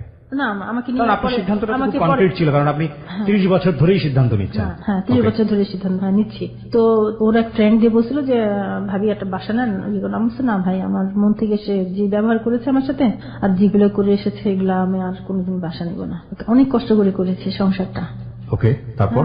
তারপরে পরে তো ও যে বললো যে ঠিক আছে তুমি ডিভোর্স দিয়ে দাও, ডিভোর্স দিলে তখন তোমাকে আমি বিয়ে করে ফেলবো। তখন আমি ডিভোর্স দিই। ডিভোর্স দেওয়ার পরে তো 1 বছর অনেক গন্ডগোল গেল, অনেক ঝামেলা এসে। কার সাথে ঝামেলা ছিল? ওর ফ্যামিলি, ওর ফ্যামিলির সঙ্গে ঝামেলা ছিল। জেনে গেছে ওকে, যে আমাকে সে পছন্দ করে। ও কিছু বলে না, বলছে না তোমাকে বিয়ে করতে পারবো না, অনেক ঝামেলা লেগে গেছে এসেই। তো তখন সে 1 বছর পরে সে শেরওয়ানি কিনে আমাকে বিয়ে করবে। সে কিন্তু এর মধ্যে ওই যে গন্ডগোল লাগা দিল, ভীষণ ভাবে বিয়ে করার কথা বললো যে ঠিক আছে বিয়ে করবো, আমি একটু গুছিয়ে নেই, আমার একটু গুছাতে হবে। ও বলে যে তুমি তো একটা কাগজ চাচ্ছ আমার কাছে। আমি যে হ্যাঁ, আমার একটা কাগজের দরকার, কাবিন, কেন এইটা ছাড়া তোমার সাথে আমার বৈধ সম্পর্ক হবে না। আমি চাচ্ছি বৈধতা। তুমি আমাকে বিয়ে করে এক প্রান্তে ফেলে রাখো, 6 মাস পরে আসো, আমার কোনো সমস্যা নাই। তুমি আমাকে কিছু না দাও, তাও সমস্যা নেই, তোমার সাথে আমি বৈধতা চাচ্ছি। জি, আপনি এটা আগে বলেছেন। জি, তারপর একদিন সে আসলো, তো বললো যে অমুক তারিখে তুমি প্রস্তুত থেকো, আমি তোমাকে বিয়ে করব। প্রিয় শ্রোতা, আমরা এই জায়গাটায় একটা ছোট্ট বিরতি নেই। বিরতির পর আমরা আবার ফিরে আসবো একেবারে গল্পের শেষাংশে। নাটক বা উপন্যাসে যেটা হলে খুব ভালো হতো এবং আমাদের জায়গা থেকে এক ধরনের হাহাকার থাকতো, একবার জায়গাটা আমি খুব ক্লারিফাই করে দিতে চাই। সেটা হচ্ছে, দুজন মানুষ 30 বছর পরে কাছাকাছি আসলো, কিন্তু তাদের দুজনেরই দুটো সংসার আছে এবং সেই সংসারের জায়গাটা থেকে তারা 30 বছর পরে মিলিত হলো ঠিকই, কিন্তু তার মধ্যেও যোজন যোজন দূরত্ব। তারা দুজন দুজনের কাছাকাছি আসতে পারল না, দুজনের পথ পার্মানেন্টলি দুদিকে চলে গেল। এটা নাটক বা গল্পে বা উপন্যাস এটা হলে আমাদের মধ্যে এক ধরনের অন্যরকম তৃপ্তি কাজ করতো বা হাহাকার কাজ করতো। কিন্তু বারবারই বলি যে জীবন নাটকের চেয়ে নাটকীয়। জীবন একেবারেই ধার ধারে না আপনার ফিলিংসটা কোথায় যাবে, যে কারণেই জীবনের গল্পটা একটু অন্যরকম হয়। যে বইটির গল্প আমি বলছিলাম একটু আগে, যে লানুই বেঙ্গলি লিখেছে মির্জা এলিয়াদ, এবং তারপরে মৈত্রেয় দেবী রবীন্দ্রনাথের খুব প্রিয় ভাজন ছিলেন। মৈত্রেয় দেবীকে নিয়ে লানুই বেঙ্গলিতে মির্জা এলিয়াদ যে ধরনের গল্প লিখেছে, বিশেষ করে মৈত্রেয় দেবী এবং রবীন্দ্রনাথের সম্পর্ক নিয়ে, সেটা নিয়ে মৈত্রেয় দেবী একটা সুস্পষ্ট একটা জবাব দিতে গিয়ে মূলত বইটা লিখেছিলেন। সেখানে আমার সবচাইতে অসাধারণ ক্যারেক্টার যেটা মনে হয়েছে সেটা হচ্ছে মৈত্রেয় দেবীর হাজব্যান্ড। যদি আপনারা বইটা পড়েন, আমার কাছে মনে হচ্ছে সে রবীন্দ্রনাথও মনে হয়নি গল্পে, কিংবা মির্জা এলিয়াদকেও মনে হয়নি, মৈত্রেয় দেবী কেউ মনে হয়নি। মনে হয়েছে মৈত্রেয় দেবীর হাজব্যান্ডকে সে একজন মহাপুরুষ আমার কাছে। এই কারণে যে মৈত্রেয় দেবীর সেই সময়কার যত ফিল, যত অনুভূতি, যত কান্না, যত কষ্ট, যত সান্ত্বনা দেবার কথা, যত বিষয়, সবকিছু বন্ধুর মতো মাথায় হাত রেখে হাত বুলিয়ে দিয়ে সান্ত্বনা দিয়েছে সে হচ্ছে তার হাজব্যান্ড। এবং মির্জা এলিয়াদের কাছে যাওয়ার জন্য ইন্সপায়ারও করেছে তার হাজব্যান্ড। মানে এটা তার জীবনে কতটুকু সত্য ছিল জানি না, যেহেতু সেটা তার আত্মকথন, সে জায়গা থেকে সত্য বলেই আমাদেরকে মেনে নিতে হবে। কিন্তু আমাদের গল্পটা কোথায় শেষ হয়? মৈত্রেয় দেবীর গল্পটা যেখানে শেষ হয়ে যায়, লাইক তার হাজবেন্ড তো অসাধারণ মাপের মানুষ ছিল, যে কারণে সে আবার ইন্ডিয়াতে ফিরে আসে। এবং মির্জা এলিয়াদ তার ভালোবাসার জায়গা ছিল অফকোর্স। 30 বছর পরে দেখা হয়েছে, দরজার ভেতরে ঢুকেছে মাত্র, লাইব্রেরিতে তখন বসা মির্জা এলিয়াদ, দরজায় শুধু পায়ের কড়ার শব্দ, পায়ের আওয়াজ শুনে মির্জা এলিয়াদ ততদিনে অন্ধ হয়ে গেছে, এবং শোনার পরে সে বলেছে, মৈত্রেয় তুমি এসেছো 30 বছর পরে। এটা আমাদের গায়ের লোম শিউরে ওঠার মতো গল্প, তাই না? এখানে যে গল্পটা আমরা পাচ্ছি সেখানেও 30 বছর আছে, কিন্তু 30 বছর পরের যে লাইফের যে ড্রামাটা, সেটা গল্প কিংবা উপন্যাসের মতো নয়। সেটা যা ঘটে গেছে ওদের জীবনে সেটা নিয়ে আমরা ফিরবো মাত্র 5 মিনিট পরের একেবারে শেষাংশে। আর যারা জীবনের গল্প বলার জন্য এখানে আসতে চান তাদেরকে আমি বলবো আমাদেরকে ফোন দেওয়ার জন্য। আমাদের ফোন নাম্বারটি হচ্ছে 09613892892। আমি আবারও বলছি 09613892892। প্লিজ ফোন করার পরে আপনি আপনার নাম এবং সেল নাম্বারটা স্পষ্ট করে বলবেন। ফিরে আসছি ঠিক 5 মিনিট পর। Close up presents Hello 8920। Close up, the closer the better। Close Up presents Hello 8920। Close Up, the closer the better। 5 minute পর আরো একবার স্বাগত জানাচ্ছি ক্লোজ আপ প্রেজেন্স Hello 8920-তে। আমি আরজি কিবরিয়া রয়েছে আপনার সঙ্গে, এবং আপনারা শুনছেন এবিসি রেডিও FM 89.2। আজকে এখানে জীবনের গল্প বলার জন্য শ্যামা আছে। আমরা কথা না বাড়িয়ে শ্যামার কাছে আবারও ফিরতে চাই। শ্যামা, আমরা যেখানটায় ছিলাম, যে বিয়ে করতে চাই আপনাকে, রেডি হওয়ার জন্য বললো, তারপর আমাকে তখন আমি আল্লাহর কাছে এত দোয়া করতে থাকি এবং 5 ওয়াক্ত নামাজে এত দোয়া দুরূদ পড়তে থাকি যে আমার একটা কোনো যেন অঘটন না হয় বা ইয়ে না হয়, আল্লাহ যেন সহি সালামতে যেন সম্পন্ন করে। এত দিনের, এত বছরের একটা অপেক্ষা এবং চাওয়া, সেটা আমার জীবনে পূরণ হতে যাচ্ছে। তারপরে একটা সময় দিল, একটা তারিখ দিল যে অমুক তারিখে তুমি নিজেকে গুছিয়ে রেখো, রেডি থেকো, ইনশাল্লাহ সেদিন আমাদের বিয়ে হবে। তারপরে সে আসলো, আমার জন্য কিছু শাড়ি, কিছু কসমেটিক্স, কিছু বাজার টাজার করে নিয়ে আসলো সেদিন। আচ্ছা, আমাকে বললো যে তুমি এদিকে হুজুর রেডি রেখো, বিয়ে পড়ানোর জন্য হুজুর রেডি রেখো। 2জন হুজুর ছিলেন, আমার ভাই ছিল। তখন ও আসলো, বিয়ে হলো সাথে আমার। বিয়ের পরে আমার ভাই বলতেছে যে আমরা ছোটবেলা থেকে আপনার নাম শুনে এসেছি। বিয়ে যখন হলো তখন আমাদের যে অনুভূতিটা, দুজনের যে একটা অনুভূতি, সে নামাজ পড়লো, আমাকে বললো নামাজ পড়ো, আল্লাহর কাছে শুকর করো, তোমাকে দিয়েছে, আমাকে দিয়েছে, এত বড় পাওয়া, সারা জীবনের একটা চাওয়া আজ পূরণ করেছে আল্লাহ। সে আল্লাহকে সিজদা করো। আমরা নামাজ পড়লাম, তারপরে টুকটাক কথা অনেক কিছু বললাম। বলে যে তুমি কি খুশি? আমি যে হ্যাঁ আমি খুশি। আর যে কত খুশি সেটা হয়তো আমি তোমাকে ভাষায় বুঝাতে পারবো না। তুমি আমার হাজবেন্ড, এবং আমি একটা যন্ত্রণা থেকে মুক্তি পেয়েছি। এবং সেদিন মনে হলো যে কষ্টের একটা যে বোঝা ছিল, সেই বোঝাটা আমার বুক থেকে নেমে গেল, এবং ওর সবকিছু আমি মেনে নিয়েছি। বিয়ের আগে আরেকটা কথা আমি বলেছি ওকে, হ্যাঁ বলছি তুমি আমাকে যে বিয়ে করবে, আমি তোমার ধন দৌলত, টাকা পয়সা, আমার কিছুর প্রয়োজন নেই। যে আমার পৃথিবীতে শুধু একটি চাওয়া, সেটা তুমি। তোমাকে যদি আল্লাহ আমাকে দেয়, সেটাই আমার হবে পৃথিবীতে সবচেয়ে বড় পাওয়া। আমার ভালোবাসার যে স্বীকৃতি পেয়েছি, এটা আমার জীবনের সবচেয়ে বড় পাওয়া। আপনার বিয়ে করলেন কত সালে? আমাদের বিয়ে হয়েছে 3 বছর আগে। 3 বছর আগে। ওকে, এই 3 বছরের সংসার জীবনটা নিয়ে একটু আমরা শুনি। 3 বছর ও প্রতি মাসে আসে বা কাজ থাকলেও আসে আমার কাছে। আমি এক জায়গায় থাকি, ও আরেক জায়গায় থাকি। ওর সংসার আছে, ওখানে ও থাকে। আমি বলছি ওখানে কোনো যেন সমস্যা না হয়। ওর সমস্যা আমি করতে চাই না, কারণ আমি জেনে শুনেই এটা মেনে নিয়েছি। হাজবেন্ড হওয়ার পরে মানে একটা মায়া বেড়ে যায়, তারপরেও আমার নিজেকে এটা মানিয়ে নিতে হবে। ও যেখানে থাকে, ওর যে শান্তির যে জায়গাটা, এটা যেন আমার কারণে কোনোদিন নষ্ট না হয়। ওকে, আমাকে যতটুকু সময় যখনই আমার কাছে আসে, আমাকে একটা কথাই বলে যে যদি আমার এই পৃথিবীটা না থাকতো তাহলে তোমাকে আমি বুকে করে রাখতাম। তারপরে একদিনের সুখ নিয়ে আমি সারা মাস কাটাই। তারপর আমি অসুস্থ হয়ে গিয়েছিলাম, তখন আমাকে বলেছে যে আমার নেকির বিনিময়ে যেন আল্লাহ তোমাকে সুস্থ রাখে। তা আমি পৃথিবীতে এই কথাগুলো কারো কাছে পাবো না।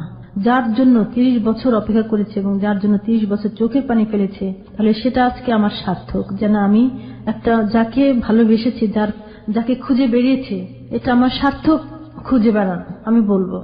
ঠিক আছে, আপনি আপনার জায়গা থেকে অবশ্যই যদি আমরা গল্পটা এভাবে সামনের দিকে নেই তাহলে এটা একটা সার্থকতা। কিন্তু সংসার বলতে এখন কি, মানে আপনাদের একসাথে থাকা হয়? না, একসাথে থাকা না। ও আমাকে বলেছে যে আমি তোমাকে সংসার দিতে পারবো না। আমিও মেনে নিয়েছি। এখন সংসার যদি আমাকে দিতে যায় তাহলে তার পৃথিবীর সবকিছু উলটপালট হয়ে যাবে। আমি চাই না যে তার পৃথিবীটা উলটপালট হয়ে যাক। সে তার ভাবে চলুক, আমি আমার মতো আছি। আমার শুধু একটা জিনিস, যে একটা সান্ত্বনা, যে সে আমার হাজবেন্ড, আমি যত দূরেই থাকি না কেন এখন আর আমার সেই কষ্টটা নাই, সে আছে, এটা আমার কাছে মনে হয়। মানে আপনাদের তার মানে ব্যাপারটা এরকম তাহলে যে একসাথে থাকাই হয় না আলটিমেটলি, তারপরও এক ধরনের স্বীকৃতি, এক ধরনের আত্মতৃপ্তি।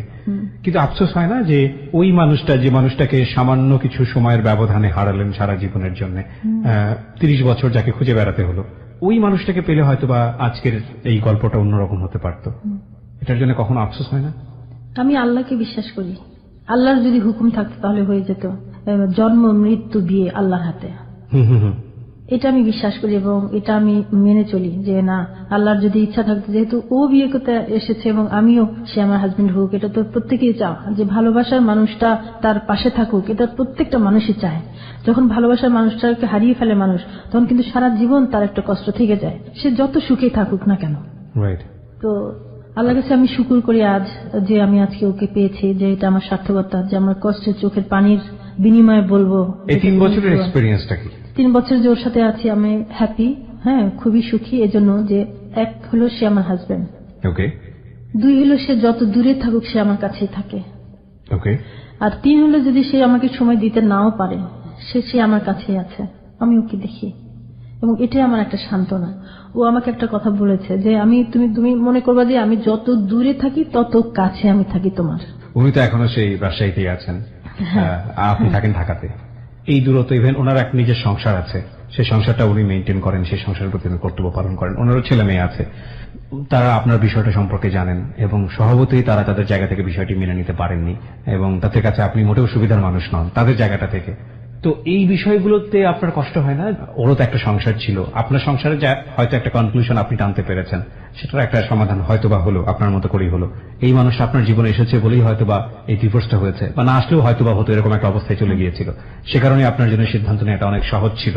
কিন্তু এই মানুষটার জীবনে যদি আপনি না আসতেন তাহলে হয়তো সেকেন্ড বিয়েটা হতো না। তাদের জায়গাটা থেকে এক ধরনের মনোকষ্ট থাকলেও থাকতে পারে, যদি একজন হিউম্যান বিং হিসেবে চিন্তা করি। তো সেই জায়গাটিতে আপনি কি বলবেন একেবারে ব্যক্তি মানুষ হিসেবে? ধরেন আপনি প্রেমিকা হিসেবে না, কিংবা তার দ্বিতীয় স্ত্রী হিসেবে না, আপনি বরং তার যে আগের সংসার, সেই আগের সংসার একজন ব্যক্তি মানুষ হিসেবে যদি চিন্তা করেন, সেই জায়গাটা থেকে আপনার কি বলার আছে? না, এটা আমি যেটা বুঝি সেটা হলো যে আমি যদি মেনে না নিই, আমি যদি ত্যাগ না করি, আপনি সুখী হবেন না। আমার ত্যাগের বিনিময়ে ওর সুখে থাকা। আমি যদি আমার অধিকার পেতে চাই তাহলে আমি সব হারিয়ে ফেলবো। আমি আমার অধিকার ছেড়ে দিয়েছি। আপনি কোনো অধিকার নিয়ে কখনোই তার কাছে দাঁড়াননি? কোনো দাবি এবং কোনো অধিকার নিয়ে আমি কখনোই ওর কাছে দাঁড়াই না এবং দাঁড়াবো না।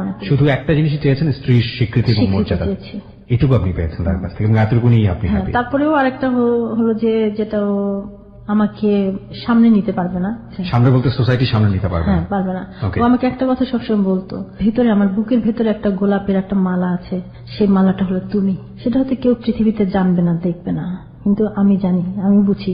ওর কথা তো আমি সবই জানি, সবই বুঝি। যে কথাগুলো ও আমাকে বলেছে এগুলো তো সাধারণ কথা না, এগুলো হলো মনের কথা, মনের ভিতর থেকে আসা। আমি ওই কথাটা দিয়ে ওকে বুঝিনি যে ওর সত্যি ইচ্ছা আছে আমার সাথে থাকার। আমি শুধু ওকে একটা কথা বলেছি, আমার তুমি আমাকে কথা দাও, আমি তোমার সাথে যদি থাকতে না পারি আমার দুঃখ নেই, আমাকে একটা কথা দাও, আমি তোমার স্ত্রীর মানে সংসারের স্বীকৃতি বা সংসার দিতে পারো না, তারপরে দিতে পারো না, সেটার জন্য আমি দুঃখিত না, কিন্তু তুমি যদি কখনো অসুস্থ হও তুমি আমার কাছে চলে আসবা, তুমি আমাকে এটা কথা দাও। এই জীবনের গল্পটা শুনতে শুনতে অদ্ভুত কিছু ফিল হলো। একটা হচ্ছে যে আপনি স্বীকৃতি নিলেন তাকে কাগজে কলমে ধর্মীয় বিধান মতে, তারপরেও আপনি তাকে পাননি। এই না পাওয়াটুকু আপনার কাছে অনেক বড় পাওয়া, যে অ্যাটলিস্ট কিছু তো পেয়েছি, এই মানুষটার সান্নিধ্য তো পেয়েছি। এবং এই যে কাগজে মর্যাদা, এই কাগজে মর্যাদা, এই জায়গাটা থেকে আপনি কোনোদিন তাকে সমাজের মুখে, সমাজের সামনে স্বামী হিসেবে দাবি করবেন না, কোনোদিন তার ধন সম্পদের বিষয়ে আপনি কখনো কোনোদিন কোনো কিছু বলবেন না, এবং আপনার ভবিষ্যতে তাকে নিয়ে কোনো সেই নাই, শুধু এই মানুষটার কাছে একটু থাকা এবং বৈধ উপায়ে থাকা। বিষয়টিকে আপনারা কিভাবে নেবেন সেটা আপনাদের একেবারেই ব্যক্তিগত ব্যাপার। আরেকটা কথা বলি ভাই, আমার আরেকটা কথা আছে, তোমার সাথে একসাথে সংসার করতে পারবো না করে দিন, তুমি আমাকে সংসার দিতে পারবে না বলেছো, তোমাদের যে কবরস্থান, আমি তো পৃথিবীতে তোমার পাশে জায়গা পেলাম না, যতটুকু পেয়েছি আলহামদুলিল্লাহ। আমার ইচ্ছা আছে তোমার পাশে যদি আমার কবরটা হতো, তোমার দেশে যে তোমার পাশে আমার কবরটা হতো, তো বলে কিনা আমি কথা দিতে পারবো না, কেননা ওদের যেখানে কবরস্থান, যেখানে সেখানে তো একটা আলাদা একটা না, যে এখানে অন্য কেউ দিলে অনেক প্রশ্ন উঠবে, অনেক কথা উঠবে, এটা আর কি। শেষ হোক আজকে জীবনের গল্পটা এখানেই। অদ্ভুত এক প্রেমের গল্প। আমরা যা দেখি আমাদের বাহ্যিক চোখ দিয়ে, একজন নারী এবং পুরুষের মধ্যকার সম্পর্ক, সেই বাহ্যিক চোখের বাইরে একেবারে ভেতরের চোখ দিয়ে দেখা একটা সম্পর্ক আজকে এখানে উপস্থাপন হলো। সেকেন্ড বিয়ে, দ্বিতীয় বিয়ে, এই অ্যাঙ্গেল থেকে অনেকেই বিষয়টাকে অন্যভাবে দেখতে পারেন, কিন্তু যারা আজকে শ্যামার জীবনের গল্পটা পুরোটা শুনেছেন, তারা এই সম্পর্কটাকে তাদের জায়গাটা থেকে অসম্মান করার কোনো সুযোগ আছে বলে আমার মনে হয় না। আমি শুধু একেবারেই সেন্টার্ড হতে চাই একটা জায়গাতে। সাধনা করলে সবকিছু মেলে। 30 বছর ধরে এই মানুষটা সাধনা করেছে তার জন্য, এবং শেষ পর্যন্ত সে মানুষটাকে পেয়েছে। যতটুকু পেয়েছে ততটুকুই বা কম পাওয়া কি? নাই হলো তার পাশে কবর, নাই পাওয়া গেল দুনিয়াবি সম্পদ, মানুষটার কাছ থেকে তো স্বীকৃত মর্যাদা পেয়েছে, এবং এটুকুই তার কাছে অনেক বড় কিছু। এই ভালোবাসাকে আমরা আমাদের অনুষ্ঠান থেকে রেসপেক্ট যেন করি, আমরা আমাদের সংকীর্ণতার ঊর্ধ্বে উঠে যেন মানুষকে সম্মান জানাতে পারি। আজকের এই অনুষ্ঠান থেকে আমরা যেন এই ব্রতটা নেই। প্রিয় শ্রোতা, আমরা শেষ করছি আমাদের প্রিয় অনুষ্ঠান ক্লোজ আপ প্রেজেন্টস হ্যালো 8920।